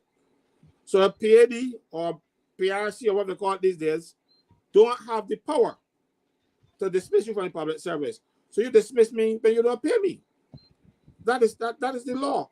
When you fail to pay a man's salary, he is dismissed. So if you can't do nothing to dismiss a person, you got to pay him. It's as simple as that. But they're telling you, no, we are paying you, you got to pay it back. I got some people pulling up their hair One woman in the prison, at the end of the month, she got $98 because they decided that they're going to take overdrawn salary from her. Mind you, but one of the biggest abusers of this overdrawn thing is the prison, but it is spreading exponentially. We're not even having any police in the police force. They're doing, and the thing is, how are you going to vex the policemen? If the policemen don't, if you unfair the police and the police say, well, I ain't gonna work because I go up there and I struggling with a criminal to get it arrested and the man hurt me, and then you can tell me that I out on sick leave too long, and you can get overdrawn salary. It's a bunch of nonsense. Mm-hmm. So what we are seeing is a devastating destruction of the public service to suit the whims and fancies of politicians. And I'm saying that not just one politician, it has been ongoing from the days of the Right Excellent Errol Barrow to our managers did it. The only body who tried to reverse it was Owen Arthur. And when Owen Arthur reversed it, now this group from Owen Arthur's party is trying to undo the gains that Owen Arthur had given to public officers. When he saw what happened with the pieces of legislation going on progressively over the time before he became prime minister, then he had an independent look at it and realized what was going on. Owen Arthur did something about it. Mayor is now undoing it. But yet still, there's no undoing for her. There's no undoing for her MPs. And we take it. Public officers take it. And they say, oh, but you know, if we But don't do it, how do they respond, Caswell? What is the legal process if the public workers don't want to take this anymore and they want to see changes and so on? What is the recourse? What recourses do they have? good question. I can guide you. I can guide the lawyers who don't, because most lawyers don't take the time out to study public service law and public service rules, because the public service is not like in England where you got thousands upon thousands of civil servants, and every day you could base your practice on the civil service because you know you can get work. Mm-hmm. But in Barbados, you're going to specialize in civil service, you might get one case for your whole career, if any. Mm-hmm. So the lawyers don't spend time or waste time on it. With those kind of cases. Well, not those kind of cases, they get them and they go and mess up. Mm-hmm. Mm-hmm. Because they have not taken time out to study and to research. They end up doing a disservice to the people who used to think. Like, for instance, I don't want to advertise for any particular person, but we have a lawyer who used to be a teacher, right? And he retired from the teaching service and went and studied become a lawyer. He now understands the public service better than most because he lived it. Mm-hmm. So unless you have some person like him, you are not going to get the best result. Last week, Friday, a former customs officer came to my office and he was having problems with his pension and thing. And he said he went to a lawyer, and the lawyer tell him, you want Caswell Franklyn. Then he came to me. I was upset with him because he knew me for enough years. But he chose to go to somebody for that body to recommend me. I was upset. Honestly, I was upset. Because he shouldn't tell me, so he should have come to me and tell me that Caswell, I got his mother about you discuss it. But I don't want to tell me. I went and discussed this thing with a lawyer, and the lawyer said, well, you don't want me, you want Caswell. And when they tell me the lawyer name, I do not know the lawyer. Never heard of him before. But the lawyer said to him, you don't want me, you want Caswell. And there are not very many other people in Barbados that will be able to do want these cases without my help. And I'm not boasting or trying to sell myself or anything like that. That's just as it is. Because let me show you something. Pensions Act. Pensions Act. Teachers Pensions Act. Casual Employees Pensions Act. Public Employees Pensions Act. Statutory Boards Pension Act. Statutory Boards Casual Employees Pension Act. Statutory Boards Act. They've got two pensions act. They're actually, then there's the Governor General act for him, one for the Prime Minister, one for the MPs. You know, so they're actually about 13 or 14 different pension acts that you should be acquainted with. Some of them have been repealed, and there are only a few people left under those acts.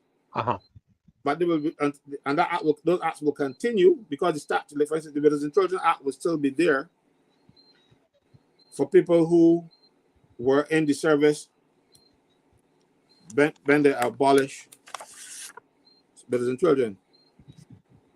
You know, I was just trying to oh dear me.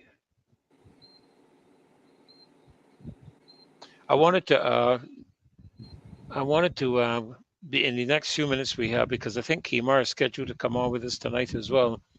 Yes. And I wanted to touch on another quick subject, but you know, I really felt you needed to have the time tonight to be able to expand out. You know, we haven't heard you for such a long time, and you know, I really wanted to give you the time to expound in this area, and it's been an education, even just sitting here and listening, because you know, I think it was last week I was talking about the whole aspect of the separation of powers from a governmental standpoint, where the Prime Minister is not involved in the selection of the commissioner, selection of the magistrate, selection of the justice of the Supreme Court, you know, these kind of things, where on the basis of what we've observed over the last several weeks, she seems to be not the Prime Minister, the only minister. You know, we had the matter to do with crime and violence and gangs, you know, where she spoke, and sitting on one side, I think, was Duguid, and sitting on the other side was Marshall. And I don't think either one has said a word.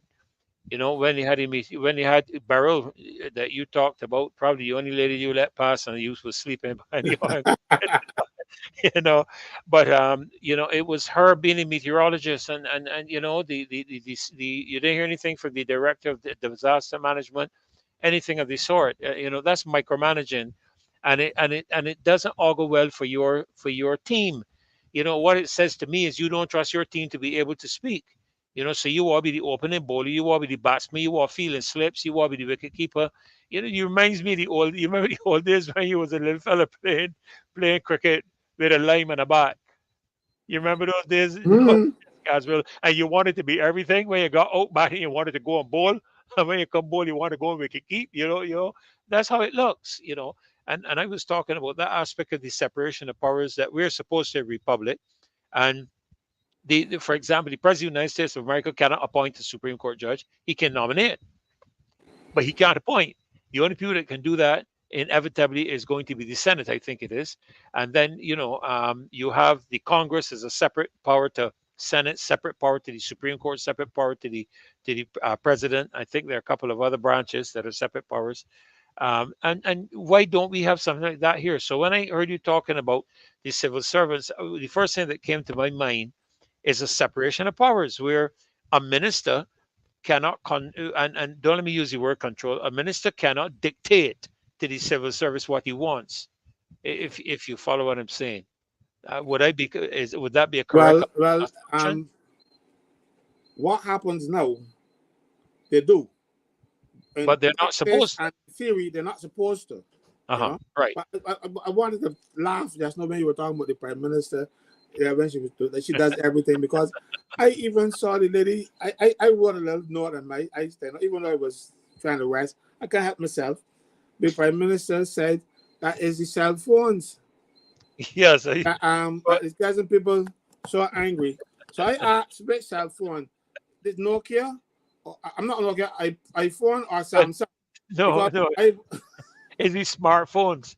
You see, I think that's what she means. I really think she means Yes, the man. phones are smart now. You know, these phones are intelligent, so they create a lot of anger. You Yes. know, This morning, Caswell, I saw a couple of young men. I saw one particular fella sitting on the side of a construction site. And I went over to him and I said to him, "Tell me something. Is your cell phone getting you upset?" He looked at me like I was a lunatic. He looked at me like I was missing something upstairs. And I said, "No, no, no." I said, "But somebody very important in our society said that." He said, and his response to me, "Whoever said that is a total idiot." That's what he said. Honest to God. I said, "So your cell phone doesn't get you upset?" He said, "No, on the contrary, it actually helps me to stabilize." So, but that's the thing. She wants to get involved in everything. She has an opinion on everything, whether she knows what she's talking about or not. yeah, She's destroying everything. She has what I call reverse Midas. Midas, everything he touched turned to gold, but yeah, yeah, everything yeah. she That touched just turns to coal. turns to something else. I don't say gold, but putting it in the water, the one putting in water now. Yeah, I know you're going to be you. I know you're going to be polite. I know you're going to be polite. Yeah, no, the one putting in water now. But that's what it turns to. But And I saw something. I don't know if it was today. Somebody sent me a, a, a video or something to do with the AG talking about how Barbadians are not ready. I think it's the Barbadians are not ready for what this legislation where you are allowed to get information, freedom of that's information. Marshall Capital. That's Yeah, Marshall Capital. She was talking about we're not ready for freedom of information. And yeah, somebody commented, well, we aren't ready for cybercrime neither. You know what I mean? You know? yes, Somehow they feel that their job is to depress and downpress this society, and they are the ruling class, and we are supposed to listen to them and what they say go like we are serfs. I think they've forgotten their oath that they took at the president's house. Either they've forgotten it or they weren't serious when they took that oath. No, they weren't serious. I don't believe they were serious. I believe that they just because there's a requirement, they took it. You know, Mhm. I remember when I refused to take the oath and dared them to put me out the Senate they just. I can tell you why I think that these things as a joke, because when we became a republic, everybody went up and take the oath again, but me. I refused. I said I'm already sworn, and you said in the legislation that if you're already sworn, you continue to be sworn. But you want to know why they did that? I found out that there were a number of magistrates dispensing justice that were not sworn. So when they lock up people, they had no authority to put people in jail. And they had enough people in jail that magistrates who had no authority to lock you up. So I raised that with them and I said, well, I'm going to do it quietly because I try not to, people think I like noise. I don't like, I like to do things, to get a result, a positive result, rather than try to get noise. If I then don't get a positive result, then I start making noise. So rather than acknowledge that they made a mistake and go and let out those people, they went and swear everybody and I bring out the magistrates and swear them again too. And swear them too. So it looked as though they were always sworn. But you had a lot of people in jail who should not have been there because the person who sent them had no authority to put them in there. And that is why they went back. That is why I tell you got to take these things seriously. That is why when they were going through the process of electing the president, I said, look, you're doing it wrong. I will not be party of it. Not that I didn't want Sandra Mason to be the president. I didn't care who was the president, as a matter of fact. It's just that I would not. And I could have caused disruption because the act says that if some person objects, they have to go and swear, they have to go and separate the two houses and have separate meetings. I sent a message to them and tell them, I am not going to cooperate with you. I am going to vote no. And they had to rush then and go and get a chamber for the Senate to sit in. I could have gone up there and said no, and then I had a place to sit down. But I didn't want to cause confusion. I just wanted the things to be done correctly. Yeah, yeah. I, Well, we have a lovely I addition to love that the hair tie show. too. I am telling you, boy, I must tell you the truth, Caswell. When I see how this lady attires herself, I feel so unclothed. I only got suits and collar and tie and But that but kind of but for you, foolishness. you would never look so good. No matter Listen, what I do, right? you No all matter stop, what I you do. all stop and let me welcome the general. Listen, let me welcome the general. General, you realize, let me just say, it's good to be on here with you again. Oh And yeah. we are happy though that you have taken that time to rest. And it's better for you to take the time to rest than for your body to say rest, right? So Yeah. we're happy that you've rested, and that's the smart thing to do. When you're tired, you rest. And we're very, very happy to see you again, General. Oh And yes. Dr. Ferdinand, I was saying, I wonder, if Mr. Caswell realized it's almost a year. Next week, Sunday, I think. Next week, Sunday, because it was a Sunday. No, no, we have 2 Sundays before it's exactly a year, because it was a Sunday just before Kadooment, wasn't it? That we started. It was a Sunday right before Kadooment.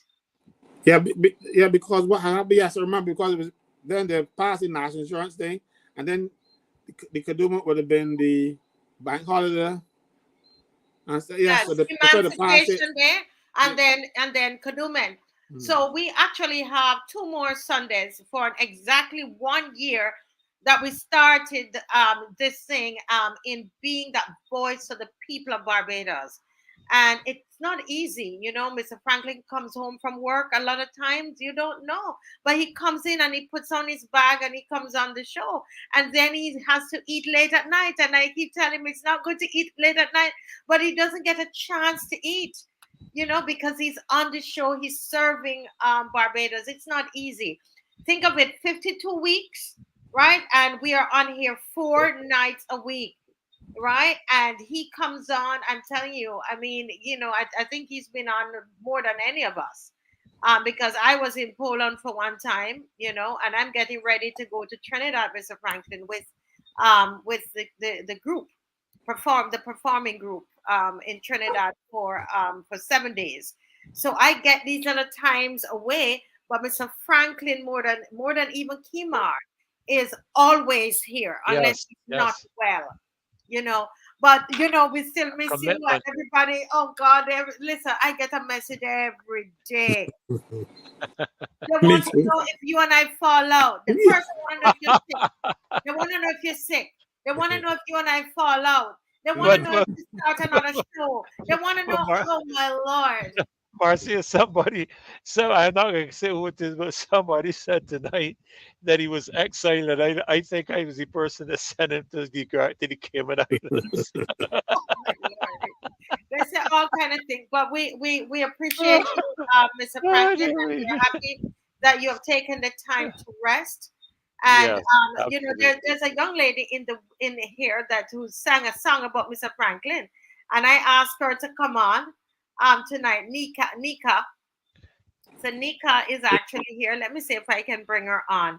But Mr. Franklin, you were finished what you were saying though, because Yes, you go ahead. I was talking for over an hour and a while. okay. All right. and So I, Nika is here with Mr. Dr. Ferdinand, and I think I heard you when I was in my meeting. I was actually having a rehearsal online, but I yes, was wow, listening. And listening in, I still heard Dave there, and I heard you were talking about Nika. oh Um, yes, yes, and her song, and she's actually from the All Star Stent, and she sang last night at Roadside Parliament. Those of you who lovely, heard her, let me see a lovely. thumbs up. Those who heard her, and Nika, welcome to the Marcia Week Show. Good night, everyone, and thank you for Good having night, me. good night. Welcome. So good to hear you tonight as well, and meet General Caswell Franklin. Yes, Like, it's such Yeah. an honor to be on the show. I'm very happy to be a part of the show this evening. Well, Nika, I heard you singing a song yesterday, and you were that song was biting, full of material. And I'm looking at this Yes. tiny little girl, Mr. Franklyn, because she's really tiny. And sorry we can't see her tonight because she wasn't prepared to come on. But you know, she was singing this song that full of material, and I'm saying, what boldness! Because you have strong men that they don't want to sing the kind of song she's singing, right? And she is touching on various issues. So Nika, I want to know, you're not afraid. No, to be quite fair, I've been singing Calypso. I've been participating in the festival now for over 20 years. So I started in Junior Monarch. And when I started, I always, what interested me most about Calypso was speaking about social issues and touching base with social issues. So I would never say that I was afraid. To speak on social issues. I know in Barbados, our female Calypsonians, we tend to shy away from political commentary. So it's something that a lot of the female Calypsonians, I would say the only person that would do political commentary would be TC. Um, Mhm. Yes, I was just about to mention her. but we usually tend to speak on other issues, but shy away from the politics. Mhm. So this year I decided, I'm gonna be brave and have a political commentary. It's different, quite different from what I'm accustomed doing because I usually sing female empowerment songs and touch on issues that are affecting the island.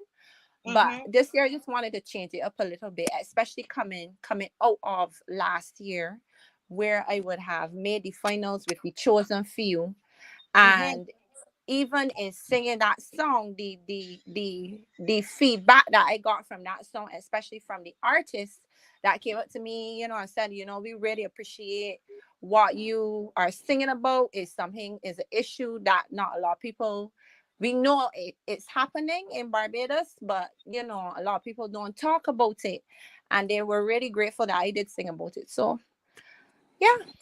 Yeah. Well, I mean, what's the feedback you're getting with so much material? That's the name of it, right? Too much material. So Too this much year is too material. much material. Yes. I would say the feedback has been very good.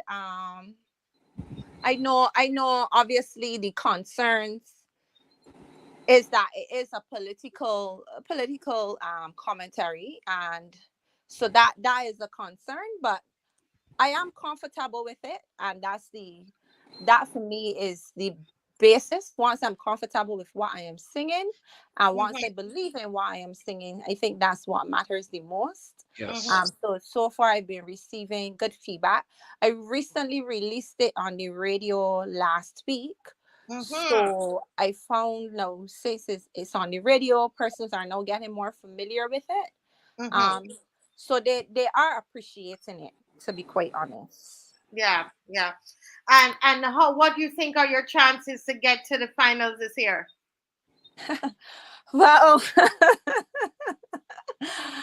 I would always hope that my chances are good chances, strong chances. I think a lot of persons, they've come in from last year into this year. They were actually looking forward to hearing my material this year. So I think, I have strong chances, but at the end of the day, the judges' decisions are final, Mhm. and you could never really tell with what the judges decide, because this year is a good year for Calypso. It's the Yes. 50th crop over, 50th year Mhm. of crop over anniversary, and it's not a crop over song.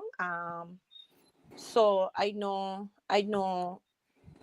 it's a little different from the Calypsos we have out there, but it's a good year for Calypso. So I'm hoping, it's gonna be a close one, I would say. Yeah. Well, we were trying to get it up on StreamYard, but StreamYard itself, the software that we use, Dr. Ferdinand, they're down. They're having some challenges with that today, so that we didn't. I'm not sure if Dave is going to be able to play it. We don't want to play it from YouTube because we might get in trouble. Nika. Oh, So, yeah, we're not sure if we can play it from YouTube. So, I don't know how it's put up with your copyright and all of that. So, but I think it would be so good for the people to hear the song. So you might have to sing. You might have to sing the verse. She may have to sing it tonight. Oh well, okay. I think Dave has something here. Let's see if we can get it. he can. Yeah. Let's see. How we do it. Ay, ay, ay, ay, ay, ay, ay.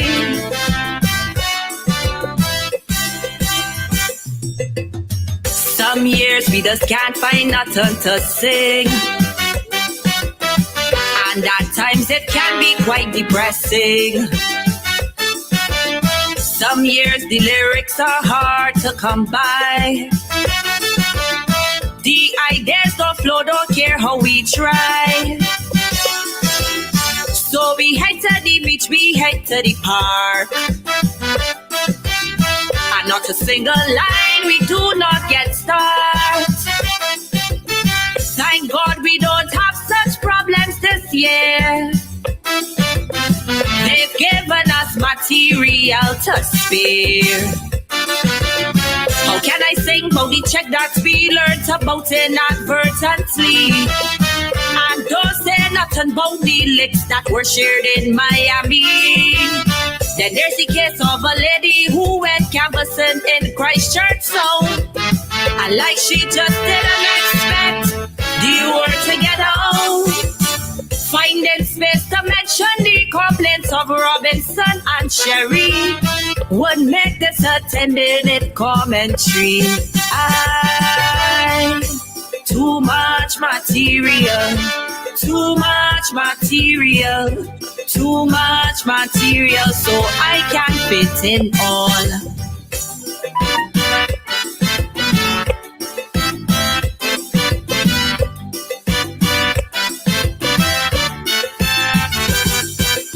Since Thorne became opposition leader,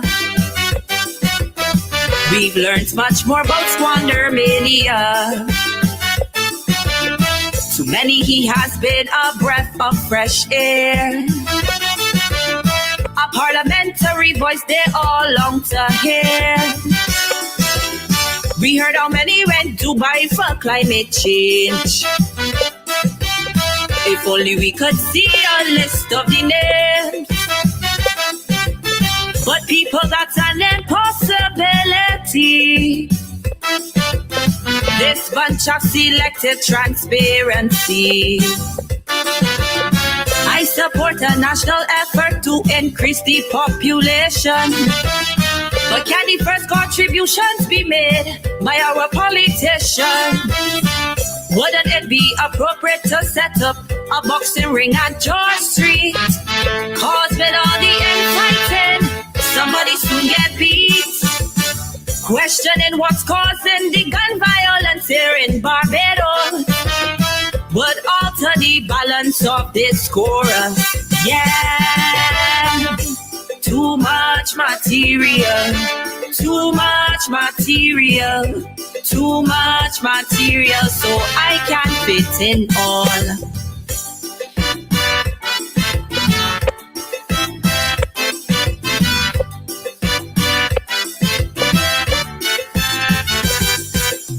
Praises be to Marcia Weeks on her show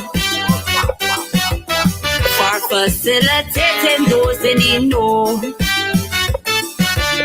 Thanks to Bongo Lights and Lynette Eastman for helping to expose the corruption. How on earth can I forget Caswell Franklyn, who opened our eyes to the wrongdoings? To those who march, I said, just keep on marching. It's your democratic right you're exercising. How can I bypass the legislative hold-ups of the government when that's what people like to hear when they go to the Calypso tent? Can I afford to overlook all that is happening in the school and risk being labeled as just another Calypso fool? Seeing the country moving like a Calypso by Serenada. Well, that's a different topic altogether. Too much material, too much material, too much material, so I can't fit in all.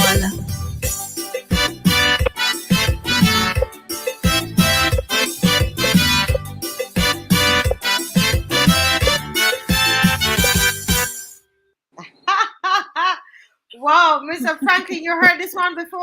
Yeah. Yes, I think Winston sent it to me. You know? I tell you, I tell you, lovely. I absolutely love it. I absolutely love it. Yeah, Oh Thank wow, you. great. Yeah, it's yeah. Thank you so much. it's among the, not because my name is in it, but it's among the better ones that I've seen, I've heard so far. You know, and I've heard a few, and some that I didn't really want to hear. You know, but this one I like, and I said, doesn't have anything to do because my name is in it. It's a beautiful song, and it's Yes, Thank Vicky. you, well, Mr. Franklin. well put together and well performed, really. And you know, Caswell, I would tell you, it's one thing to hear it, but it's another thing to see her perform it with such confidence. You know, I mean, I know she says, Marcy, that she's been in this for 20 years, but she don't look any more than 20 years old as far. When she said that, I, Marcy mouth open. I, I tell you, Marcy, Yeah, I, I said she looks like a teenager. yeah, I mean, Yes. she's 5 years old then, I guess. So, yeah. yeah, yeah. Oh my goodness. Yeah, absolutely lovely. Absolutely lovely. Yeah, as somebody says, Marcy, I'm sure as a theater practitioner, you would have props for this song. You would have the props. I was listening and thinking about it. Oh Lordy, oh Lordy. Well, Listen, I saw one comment about you dancing while you were singing. They got you moving. yeah, yeah, yeah. But you know, Oh Nika, yes. Nika, that's I love your bravery and songs like these. You know what they do. The people who are marching. It affirms them. And Yes. I think that is good. It really, and you didn't shy away at all. You went right for it, and Yeah, you're yeah. dealing with the issues.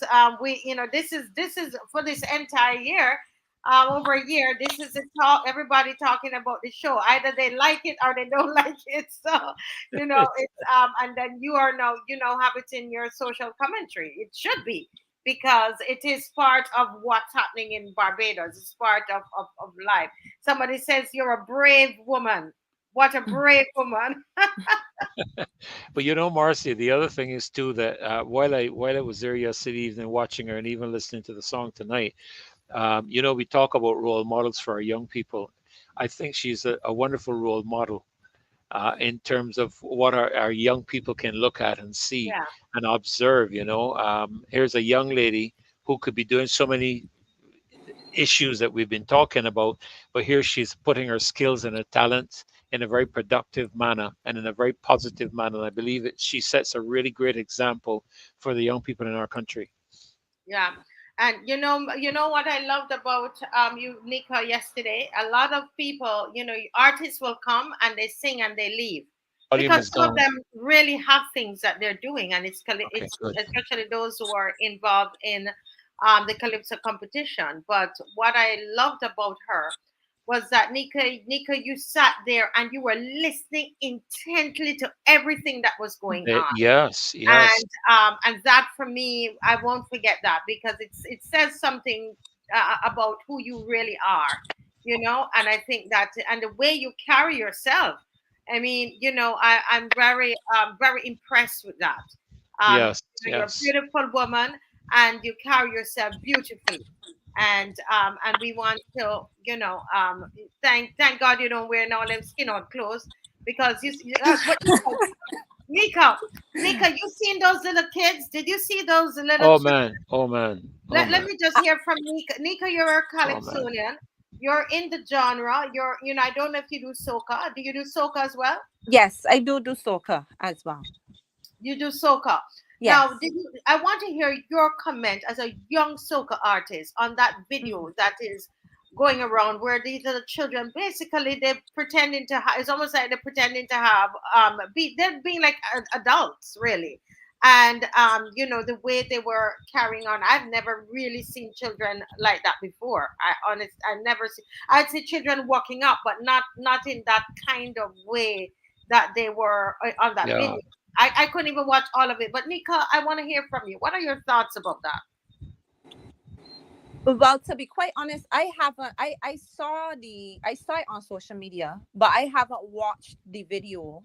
Mm-hmm. To be quite fair, I haven't watched it, but I did see it. I think I saw it on someone's Instagram who would have commented about it as well. A teacher actually had made a comment about it.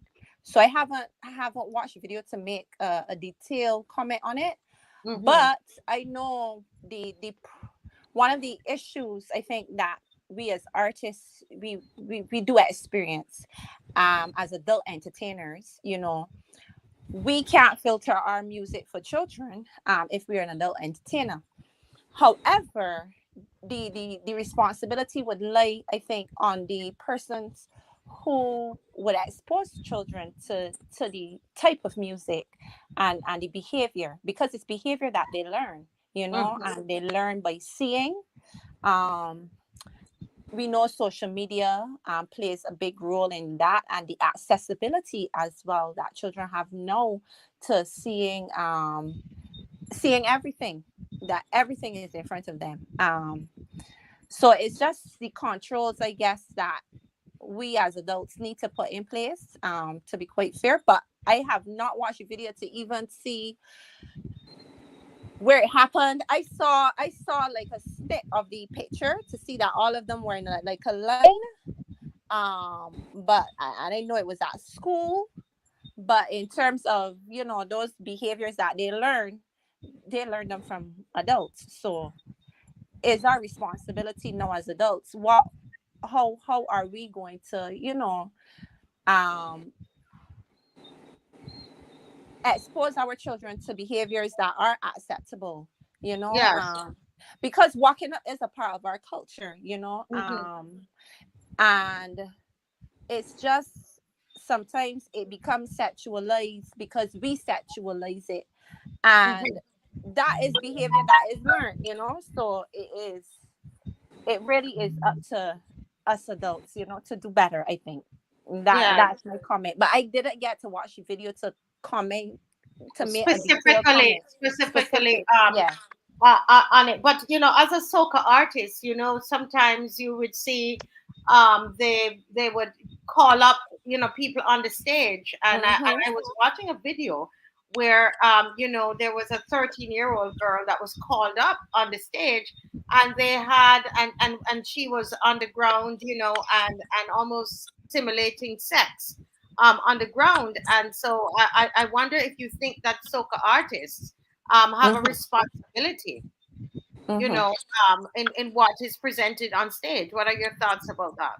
I think yes, we do have a responsibility, because at the end of the day, the culture is in our hands, and like I said, it's behavior. We do sexualize it a lot. We have sexualized it a lot. Mm-hmm. But in terms of where, if we look at the history of where dance and walking up, and even those movementations and those generations came from, the history of that, it would have come from our African heritage. Mm-hmm. And I guess that's probably what we might be missing. I guess is the knowledge of it. And sometimes Mm-hmm. when you don't know something, then obviously you won't know what would be the best way to portray, you know. So I think it really is upon us. We might not know a 13-year-old in a fat, you would not expect that a 13-year-old be an adult fat. um, so it's just all of these things now that we as a society have to look at. In terms of even calling up on the stage and displaying, obviously your talent, you can do that. Mm-hmm. but it's the how and the behaviors that we have now decided to make it something different than what it is or what it really is meant to be. um but yeah, I am a soca artist, and I don't think that, well, I can't go put my head talking or do them things. So but it is something that you is a personal choice as well, you as an artist, what you want to portray and what you want to put out there, to be quite fair. So the Yeah. onus is upon you as well, so that when persons do come up or you are represented, okay, this is my brand and this is what I want my brand to be aligned with. So Yeah. yeah. Well, I don't know. Any of the others have any questions for Nika before she goes, or comments? Well, I had a nice engagement with her last night, chatting with her about a number of different things, including her performances and so on. And the aspect of having a conversation with herself and Timon and the other young man, um, so that we can know what's going on within the context of their demographic. So if you don't know what's going on there, um, I think I think you would remember I mentioned something last night, Nikki, and in terms of that, learning what is happening in your all demographic, among your thinking, among your young people, so that we can know how we can contribute to the positive development and the change that we wish to see in the context of what we engaged last night. Yeah, yeah. Thank you. General, do you have anything to say to Nika before she goes? Well, I listened to her just now. I no, I don't follow Calypso a lot simply because One quick you second, Mr. Franklin. There's a noise, I think, coming on Dr. Freddy's mic. Let me check and see. Yes, I think it might be yours. Go ahead. Go ahead, know please. I used to follow Calypso, but then it started to degenerate, Mm, and it is uplifting to hear people like her, still providing entertainment. You see, it is like the pearl. You have to go down, dive down deep, and get one little pearl out of the oyster. But it is worth diving down to get it, because at least you can see that there is still talent, there's still ability out there. And what I believe, that you should tell a lot of these people who get on stage and sing crap, that they are singing crap. I see they have it on the radio, and the people say, "Oh, beautiful clips." It is not, and if you would shame them and tell them that this is crap, and low, because they are wasting airtime on them, and people with the good lyrics and that people can appeal to are not getting enough airtime, because there's so much airtime that you have, and they want to spread it around. And like you hear some calypsos, the most they have is 10 words repeated over and over and over, and you jump up and keep noise and sweat. And that is a calypso. Well, hers is refreshing, and she didn't forget me, so I won't forget her. and Mr. Franklin, to produce these songs every year, it's very expensive. I don't know if people realize how expensive it is to produce these kinds of songs. And I know that, Nika, this year was very tough for you, wasn't it? Let's see. Okay, 1 second, Nika. It's me. Yes. Yes. Sorry, we missed the beginning of what you said. Could you repeat? I said yes. Producing them every year, putting them on radio, it is a costly venture. Yeah. Hello? It, Yes. it, it is, yeah, it is a costly venture, and sometimes we don't realize that. We just hear them on the radio, and we don't realize that these things, you're talking about thousands, to get at least over $2,000 to get these songs ready. And every time they have to put it out, they don't know, it's a risk, because you don't know if you're going to make back the money. You make back the money by whether you win prizes or you perform, right, Nika? Yes, yep. Or if you make it to finals, because that's where obviously the big prize money is in finals. So it usually for the artists every year we do usually put out a lot, to be quite honest, and that's why it's so important, for us to have sponsorship or get support from others. To be quite fair.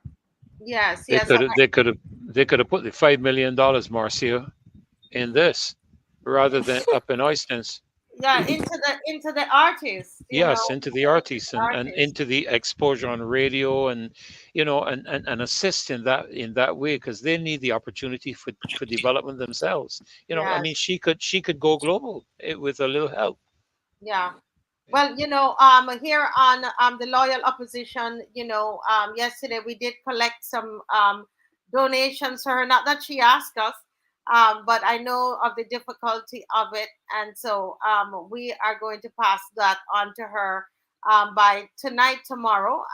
We should be able to get that to her because we want to say we support this kind of work, and thanks to everybody who gave to her, that we can get a donation to her. When are you singing next, Nika? I would be our next my next performance is July 23rd, All Stars Calypso 10, and that's actually judging night. So the Oh, wow. loyal opposition, please come out and support and come and enjoy your tent.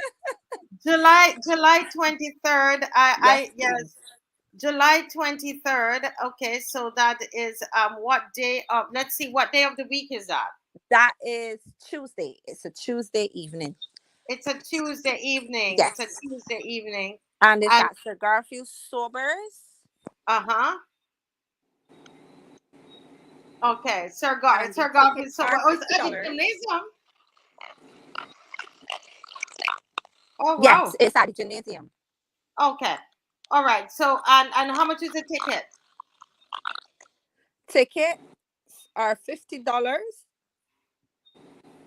and it begins at 7 p.m. 7 p.m. So it says next Tuesday. Next Tuesday. At the Next Tuesday, gymnasium. yes. Yeah, next Tuesday at the gymnasium. The tickets are $50 and it starts at 7 o'clock. Some of you from the loyal opposition can go out and support Nika when she get up and start singing, man. We support her because not all artists are willing to put their necks out and to really sing what really going on. So we want to go and support her. This is our artist, right? General, we adopting her. We're adopting her. She adopted me. Yeah, I was just Yes. saying the same thing. I don't think he has much of a choice, Marcia. Yeah, yeah, yes, yes, Ah, yes. Yeah. All oh, right. dear So me. thank you so much. Is there anything else you want to say to us, Nika, before you go? I just want to say thank you. Thank you so much. I really think that the show is very important. I know, like you had said earlier, that, some persons like it, some persons don't like it. But within a democratic society, having a voice and having a difference of opinion is really important. And so thank you. Thank you for all that you're doing. And everyone that is with you as well. um Yeah. Sometimes being a part of the opposition, yes, it can be quite daunting. And as a female to Marcia, I know within your own school as a female you would have your own challenges that you face too. So I think you are a strong person indeed. You told me I'm brave. I think you are very brave too. So thank you. Yes, yes. And what do you want to, can you give a word of encouragement to those in the loyal opposition for the roadside parliament? You were there and you were taking in everything. What are your thoughts about that? What do you say to the people who put their money there and support it and call for these events? We do it because the people ask for it. What do you say to the loyal opposition about that event you went to last night? I would say that was the first time that I've ever been to the roadside parliament, and I really, one of the reasons why I stayed is because I really enjoyed the speakers, and I think last night was about crime and violence, and right now we do have an issue in Barbados, with the rising crime and with the rising the violence. And what I really appreciated about it, your guest speaker that you had Zico, and I think in his speech he did say that, you know, he was a gang leader, and he also went down that path, but now he has changed around his life, and he was just saying, you know, how he got into it. um and a lot of times I think there are conversations that we as adults don't have with our kids. I was actually telling my dad the other day that we expect our children to come to school and function like normal. And yesterday the must see mommy get abused, come out of a abusive family, environment, a neighborhood that probably had shooting, just see somebody get killed, and then we expect them to come school and operate like normal, like nothing ain't happened. And us as adults can't do it, and I don't know why we put this pressure on our children and don't offer outlet for them to, you know, speak about their issues. And I think that's where it's stemming. So it's very important. The roadside rally was very important, and I think more of the pop-ups, especially I think in the communities, would be great. And if you can have, you know, definitely, I know your vision is to have young persons, so once the young people are on board, and I think it would begin to make the amount of noise that it needs to make, and not have persons continue, not let's go into the rest of 2024, you know, with another 20 something deaths that could have been avoided, you know. So thank you.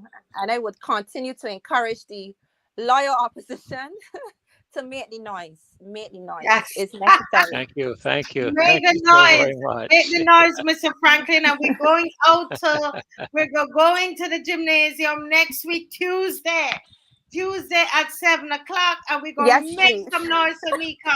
And we have some people in there. There's Rusty. No, we can't say Rusty anymore. What's his name again? Richard Antonio is there as well with the guard. You remember the guard? The guard, yeah. He's in the same and Colin Spencer. Oh yes, Colin. Wow. As well. What's the name of his song again, Nika? Colin Spencer's song is Fear. Yeah. Right. Remember he did that at the march for us. And they've all and you know, we need to go out and support them next week, Tuesday. Thank you, Nika. Thanks for being here, and the very best all the way to the final. Absolutely. Thank you too. Absolutely. All the best to you. God bless you, everyone. It was a pleasure. All right. Great having you. God bless you. Bye-bye. Bye-bye. Bye-bye. Oh wow, that was beautiful. That was beautiful. Last night at the event, the MC had her repeating the last verse, because the crowd was going when she started to mention the show and everything.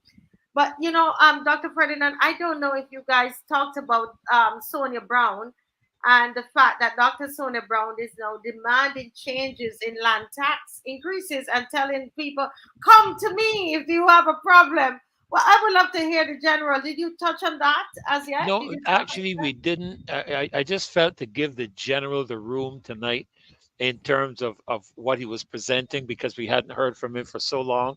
And just about that time you came in. So I think it would be great to hear from him with regards to that. I saw the comment you made, and I hadn't actually heard about it. But Caswell, what do you think? I am grateful that Sonia Browne has returned to Sonia Browne. She is a very forceful woman, but she's quiet. You know, she doesn't keep a lot of noise. You know, she got Parliament fixed. You know, everybody was going to Parliament and losing their voice and all kind of stuff, and she decided, well, is it me? I ain't going back inside there. I would not go back. She ain't making the noise. She ain't making the fuss. But then they had to pull down the players. You remember they moved Parliament up to Worthing and stuff? That was Sonia Browne. Right? She was chairman of the National Assistance Board, and when they started to hire people without paying national insurance and stuff, she objected. So she has been there doing her thing Mm, quietly.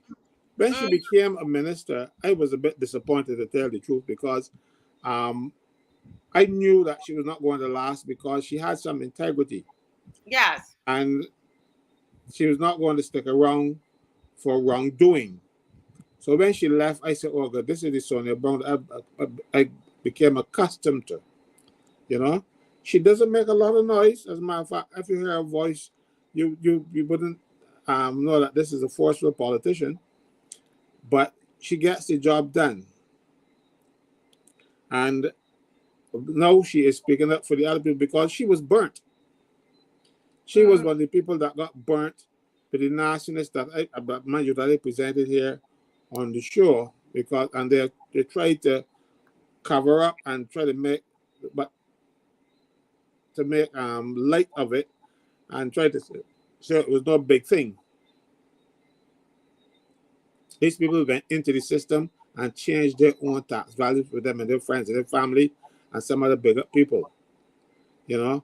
But while they were victimizing um, some of the staff that they didn't like, that she happened to get caught in the whole thing, mm-hmm. and she tried to do it um, quietly, but that wouldn't work because nobody's listening. Because the people who are doing it got too much connections. This is something exactly what I was talking about with the statute, the proliferation of statutory boards, because most of these people got political connections. So when they do their nastiness, they can go back to the politicians who get them there or who got them to be promoted, and nothing happens to them. A lot of the people at Browne that are involved in these things should be dismissed. And as a trade unionist, I don't say that lightly, because I don't like to see people fired. I sometimes I go to meetings. I remember one day I went to a meeting, I beg and I plead for a person who was wrong. She was wrong, I beg, I pleaded. And the HR fellow said, Mr. Franklyn, yes, we appreciate what you're saying, but we want to hear it from her. And the girl will not say sorry. She got dismissed. I was so angry. You know, so I tell them when they're doing wrong. And and when you have politicians, people in power who support you in your wrongdoing because you want uh, their support down the road. When you want one of your friends' taxes lowered and that kind of stuff, so you don't have the independence of former commissioners, former comptroller of customs, former chief education officers, all of these people now who don't have the protection of the public service, who doesn't have the protection of the president. So now we have to get a politician to come out and at least try to fight back, because nobody else is doing it. You know, Ralph left and he's fighting in the opposition side, but she has opted to stay within and try to fight from within. She is a strong woman because the prime minister does not like anybody to say, no, you're wrong, or no, your people wrong. So she will have an uphill battle. Look at the air guard, what's her name, the Maria Air Guard. You know, I am looking for another Maria Air Guard to battle. When I saw it, I said, look, you know, I mean, I can go after her, you know, because she is not covering up nastiness. She tried to get it done, not doing so. She said, come out, we can go and fight this. And I commend her. Marcy, you're muted. Yes, thanks.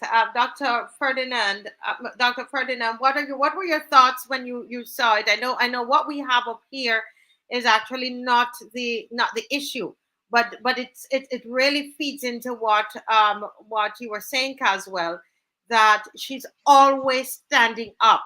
She's a part of the party, but she's one of those, and I figure that's why they don't really like her. But not that they don't really like her, but that you could feel that there's some kind of tension.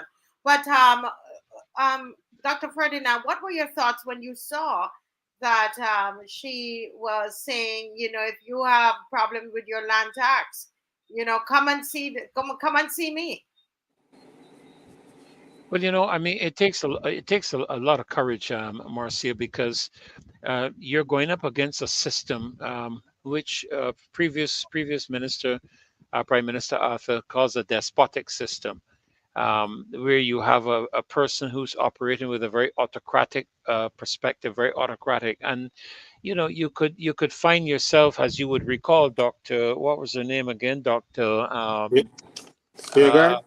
Agard. Later. You remember that situation that occurred with Doctor Agard when the Prime Yeah. Minister, former Prime Minister Arthur, even had to stand up and defend her right to speak publicly and that the matter was being dealt with publicly. And I think we'll recall that they even tried to sanction him Mm-hmm. and extract him from the party. So I would say that I am reservedly proud of her, and I say that because I'd like to hear her voice a bit stronger in Parliament.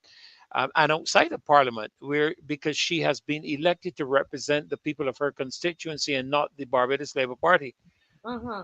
and I'm happy to see her stepping up, and it speaks of a level of integrity which I can see very similar to Mr. Thorne's. Is not going to augur well with some members of her party. I'm not going to say all of them because I think there are one or two people who have a degree of integrity in there, but I don't know if it's that they're afraid to speak or what. But clearly, she is very courageous, and I commend her for that, and commend her for standing up for Barbadian people. Sometimes when you look at some of these ridiculous land tax bills and the repurposing of properties so that I mean, you're dealing with the situation, Marcia, with some of the land tax values. The properties have shot up into thousands of dollars overnight, and it's insanity, you know. But then again, that's how this government has been operating, Yeah. very what is the word, clandestine, hidden, secretly, and then the next thing you know, you're faced with it. So I really commend her for that, and I'm pleasantly surprised. I'm very pleasantly surprised Yeah. to see her speak up. Not that she hasn't done it before, but to speak out in this particular manner. Come to me, and I will help you resolve your issues. I Yeah, think to that's really good. resolve it, because Yes. I mean, she's Yeah. saying that there are some people, Mr. Franklin, who are seeing a 250 increase in their land tax bill. Yes. and Yes. and this Yes. is the kind of response I believe that um if we could see this all 29 of them doing this kind of thing, where they're standing up on behalf of the people, I think that people will have a lot more confidence in the Barbados Labour Party. Oh yeah, But and a when lot we more see, respect. and a lot more respect, yes, when Yeah. we see them just going along with everything, there's nobody that is standing up for the people. Then it's no wonder that the people are feeling like they're a little fed up with them. Hmm. Hmm. At the same time, Mr. Franklin actually was who I remember who really broke that whole thing on here about brat. And Yes. then Yes. you start to hear people talking about their land tax and so on. Mr. Franklin, have you been seeing anybody that's coming forward to you with land tax issues? Yes, I've seen a few. I've told them what to do because I must tell people I am not an attorney at law. I deal with labor matters. But I've had, over the last few weeks, I've had a divorce. I've had bills. I've had all kinds of things that people come to approach me on. I Mm-hmm. am not a lawyer. I do not deal with those matters. But people seem to be a dearth of responsible lawyers out there, and they find a way at my door. Sometimes I recommend a lawyer to them, and I've had people telling me, "Oh yeah, that person's good. It treat me good enough." And I said, "But they're going to treat you good because if I recommend it, don't treat you good, I'm going to recommend them again." Mm-hmm. But the the problem is that there are not a lot of lawyers that I would recommend. So they come to me and I have to like point them in a particular direction. As a matter of fact, people. Well, you saw me yesterday. I was seeing people yesterday. Mm-hmm. I taken some time off, of even taking it from work as well. So and work had backed up, so I had to, like, especially when one of them had a deadline for today, so I couldn't do otherwise, but the whole gamut. Yeah. Well, we just want to, if Dr. Sonia Browne is watching, or if, anybody is would be able to just to let her know that we're standing in support with her, in Absolutely. support of her. I think that this is important. I mean, people have called me about it from her, where in her area where she lives, and people are trying to fight this thing. Some people they've changed some people's, but there are others who um, they are still fighting. And so Dr. Sonia Browne is there. We want to say to you, if you're having any problems with your land tax bill, please give her a call. If you contact us, then we are going to be able to put you on to her. 236-7000. We join in the fight, because we're part of the opposition. And this is a perfect example, gentlemen, of what we've been talking about. That the opposition, we're not into trying to push a party. We are about the people of Barbados. We are Correct. about That's saying correct. that listen, you Yes. can't come and manhandle us. You can't ill treat us. We want justice. We want what is right. You're gonna Correct. do right by us because we put you there. And That's right. whether some people say don't support her because she is with the BLP, but guys, this is not about whether she's BLP or DLP or UPP or whatever the P is. The point is this, that we are the opposition, all of us in Barbados. We are keeping the government accountable, and this MP Sonia Browne is keeping the government accountable. Whether you say she's part of it or not, that makes it even more effective. But That's that is right. her job. That is her job. That's what she's elected to do. She's elected as a member of parliament to represent a constituency. So Correct. they cannot get to parliament unless they are elected or some person make them a senator. So these people are not senators, so they owe their first loyalty to the people who elect them.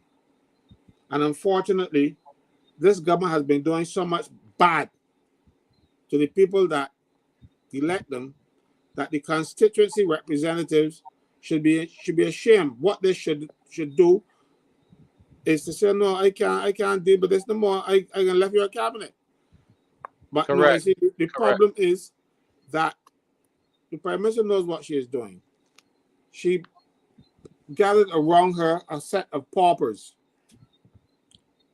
So when you have paupers and they get this big money, and he has not seen that big money before, and they're not going to see it again, they may want to leave, They will have that money because you're saying $16,000, $17,000 a month now from $0 a month.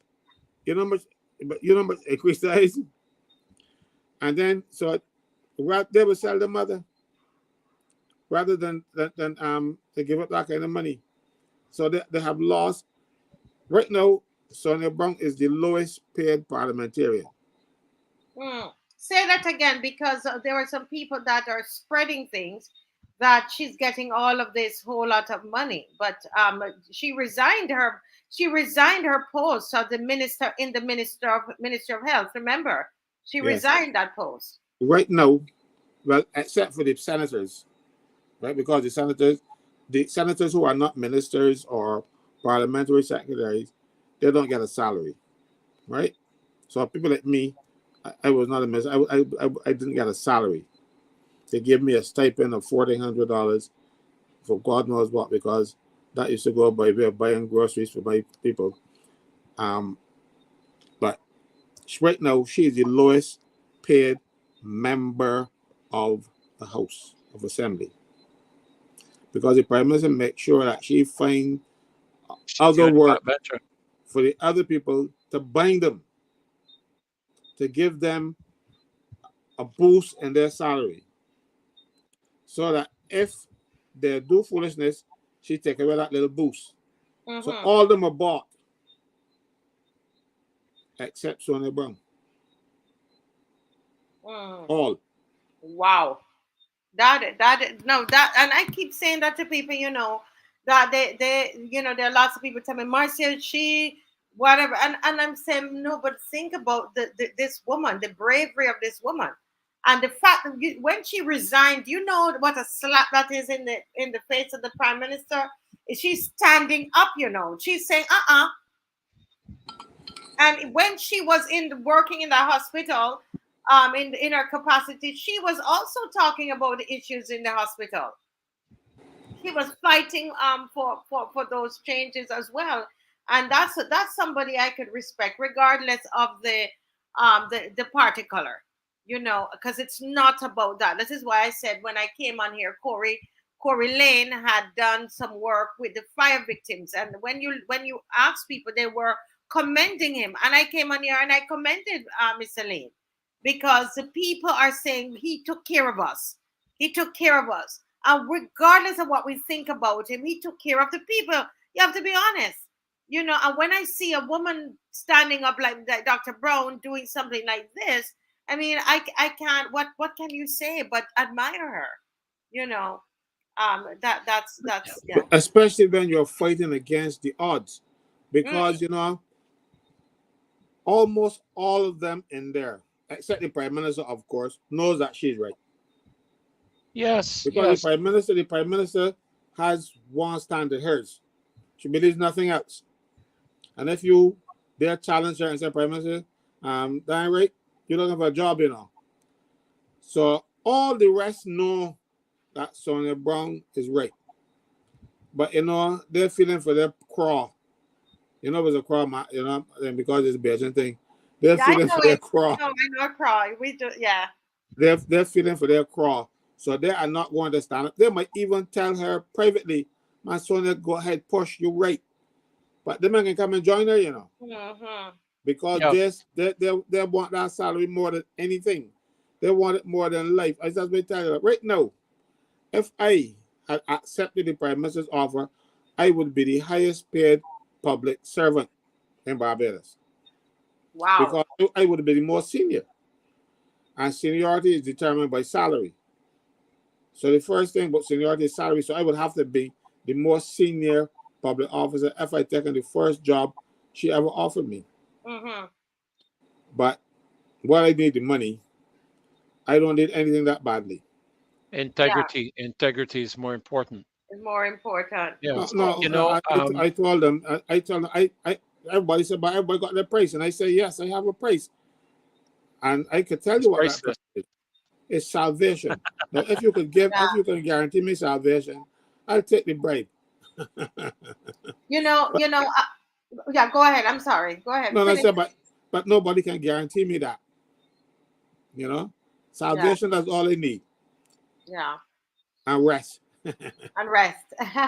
Well, we want to again commend. I love to see people standing up, and Yes. I believe I believe we're seeing more Barbadians standing up, because they're seeing, as Nika was singing about the marches. People are seeing the marches, and it's about it's like what those children that were there with the inappropriate behavior. They were just mimicking what they see in life. And I believe, Dr. Ferdinand and Mr. Franklyn, that as we continue with these marches and we continue to speak out, whether it's a march or whatever it is, I believe that people are looking on, and there's something that is stirring in them, and they're going to imitate it. They're going to follow it.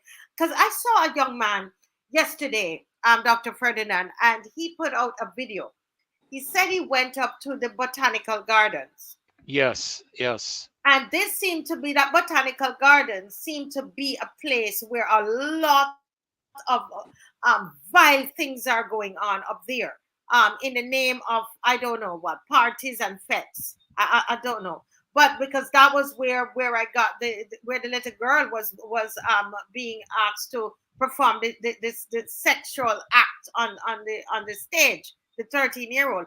Well, this was a little boy, Mr. Franklyn. I don't know if any of you, if you saw the video, Mr. Franklyn.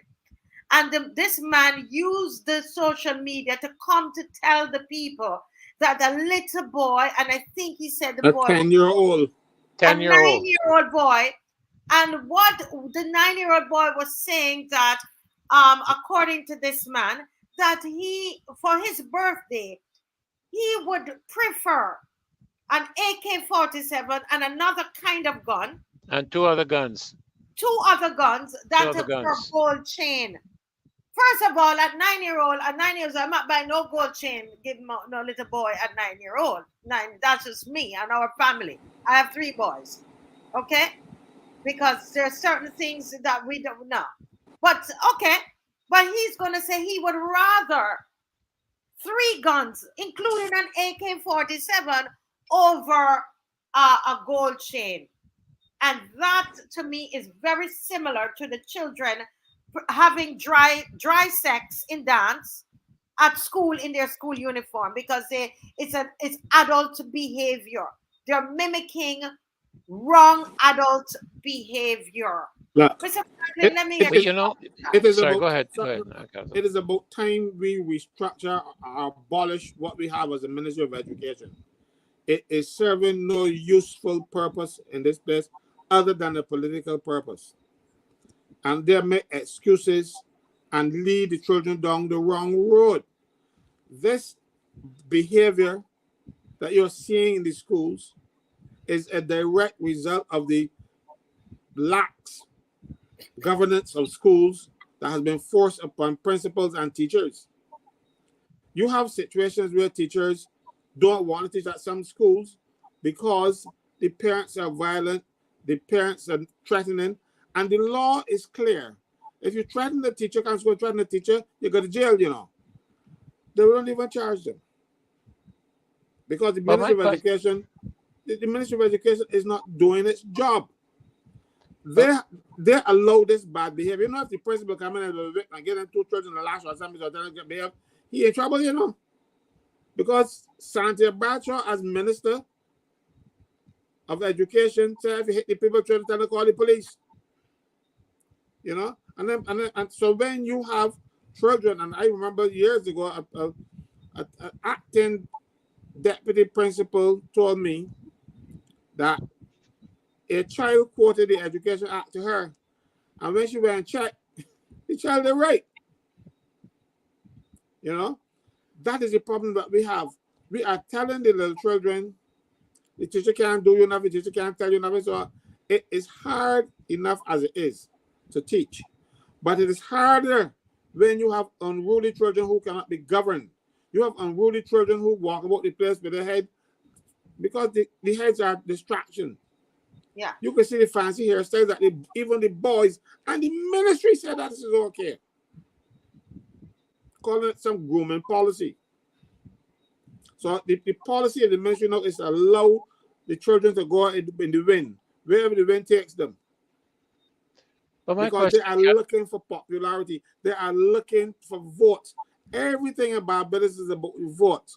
The criminals are getting money from the government because they won't be able to get the votes of those criminals in the next election. What those people should be doing is going to jail. You ain't going to worry about them because they can vote on another fellow. Because when you're in jail, they don't vote. If you're in the district hospital, you can vote. But if you're in the at Dodge prison, you can't vote. But they want them out and voting. So when so everything is about a view to the next election. If you destroy this society, as long as I am the prime minister, I don't care if it destroyed or not, I'm in charge. I got the power. This place has become very decadent. I don't know if we are going to be able to pull it back. okay, as well, there must be legislation in place because we can't hold a march without police presence, correct, Marcia? We have to have Correct. police presence for a march. Mm-hmm. For an event to be held at Botanical Gardens, there must be police presence. And certainly there's legislation that covers the conduct and the activity of children, you know, within a particular age. I understand it was children between the ages of, I think they said 13 and 19 or something, or 10 and 19, something like that. When do you mean doing what? Performing up at the Botanical Gardens on stage. The young I man see. you're Yes, talking yes. about, 10 Between years old.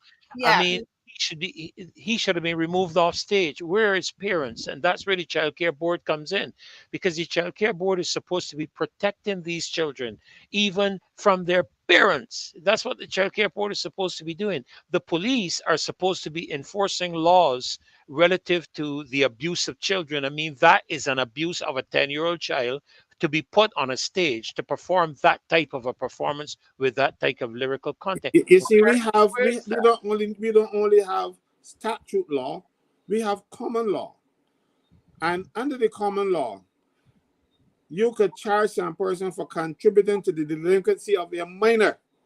You wouldn't see it written out in any statute, but that is the law is there, because you don't see any statute that says that murder is an offense, you know, but you still can't go kill nobody because murder is a common law offense. The only thing you will see in the statute is the punishment for it, but not that there's a statute that says if you kill somebody, is murder. There's no statute that defines murder. Just like there's no statute that so you can charge people with offenses and bring them before the court, and because the common law is dynamic, you know, and it isn't fixed. As because as the society progresses, the common law progresses with the society. I think Angela should be talking about this, not me. I'm not a lawyer, but so you can have a situation where you might not be able to find a statute, but when you see a child behaving in that manner, they call it it is delinquent, and you contribute to the delinquency of a minor. That's an offense. It's a common law offense, and you can still hold them. The problem is, you have the police have been neutered, and you don't want nobody to pick up the phone and call the prime minister or the minister and tell her, look, I here doing my job, and here's what behavior is like, and the police can be prime minister do something, but they say, you know what I mean? And so this is what we have been now. We have experienced. We've seen it. Don Deacons, remember Marcia? Yes. When a guy who was breaking the law, one of the same pieces of legislation a prime minister put in place, and they had directives, and the police said, well, they're enforcing the rules, and the prime minister going to call off the police because a person of ill repute pick up the phone and call and got the prime minister on speed dial. Now, if criminals have the prime minister on speed dial, what do you expect? Correct. You got your speed dial already? I don't think so. No, I have a number. I'm not even sure if the number I have is the correct one. I have known you all these years, and I don't know that you have been a criminal. Maybe if you have something that you let me know so you could divulge it. No, but I've known you the better part of my life, and I don't know you're a criminal. You don't got your response speed dial. No, you know? I don't. But criminals do. I don't. What is that saying about our society? And the thing is, all of the sick people in this world find themselves in Barbados. I saw the European Union ambassador to Barbados out there on some Pride March. Yeah, they're talking about it is being supported by the European Union thing. That is not a diplomatic function. That is not something that diplomats are coming to do in Barbados, because that is contrary to our standards. But they want to force their standards, and they got their poster child. But she's not a child anymore, but you know what I mean. Yeah. So they are using her to get this nastiness from Barbados. So whatever else is happening in Barbados, they are turning a blind eye, because every day the diplomats, especially the Americans, they go through the newspapers and they listen to the newscasts and they make reports to daily. You know, I'm not talking about ever so often, daily, to let them know what is going on in this country.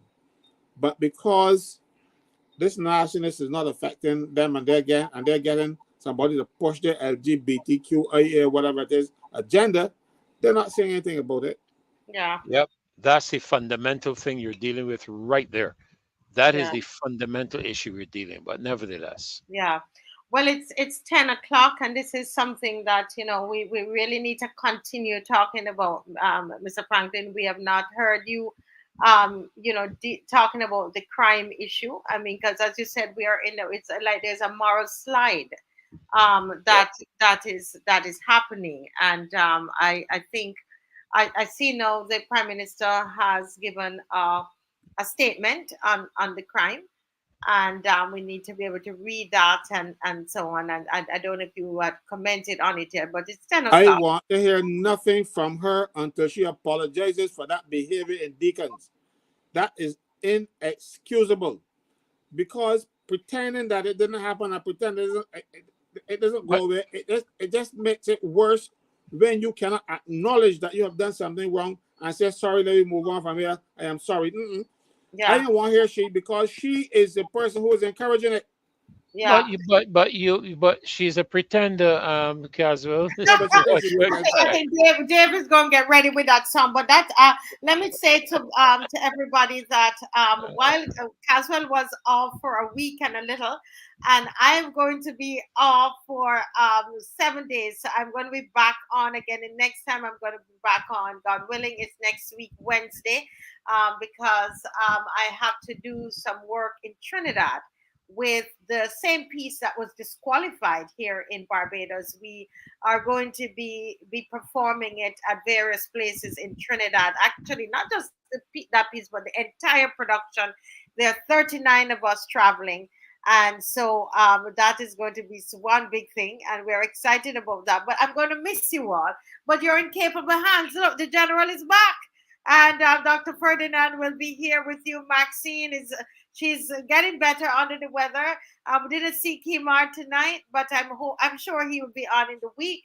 I know that we're going to have some But fantastic but shows. I but I don't have those attires and those headdresses I'll and get you one. and the necklace and the lovely necklaces, Caswell. I need that. I- Well, guys, Oh, it's you'll be missed. You'll be missed for the time, and you're yes, always welcome if you ever get the opportunity to pop in and give us an update as to how things are going in Trinidad. yes. We'd love to hear that. While you're there, if you can, even if you can do it, if you have the chance, probably even during a show to give us a little snippet. You never know. I'm sure the loyal opposition would just love to be a part of what's happening there with you in Trinidad. Yes, I would. I'm thinking about it and seeing how to How get it it would done. work. I'm Yeah. going to miss everybody though. I'm going to miss you all. And as I said, I will try to pop in if I can. Yeah. Yeah. But once again, I think we all gave our our final Yes, thoughts. yes, Would you yes. say, Mr. Franklin and Dr. Ferdinand? Yeah, my Yeah. final thoughts, I've given them, yes.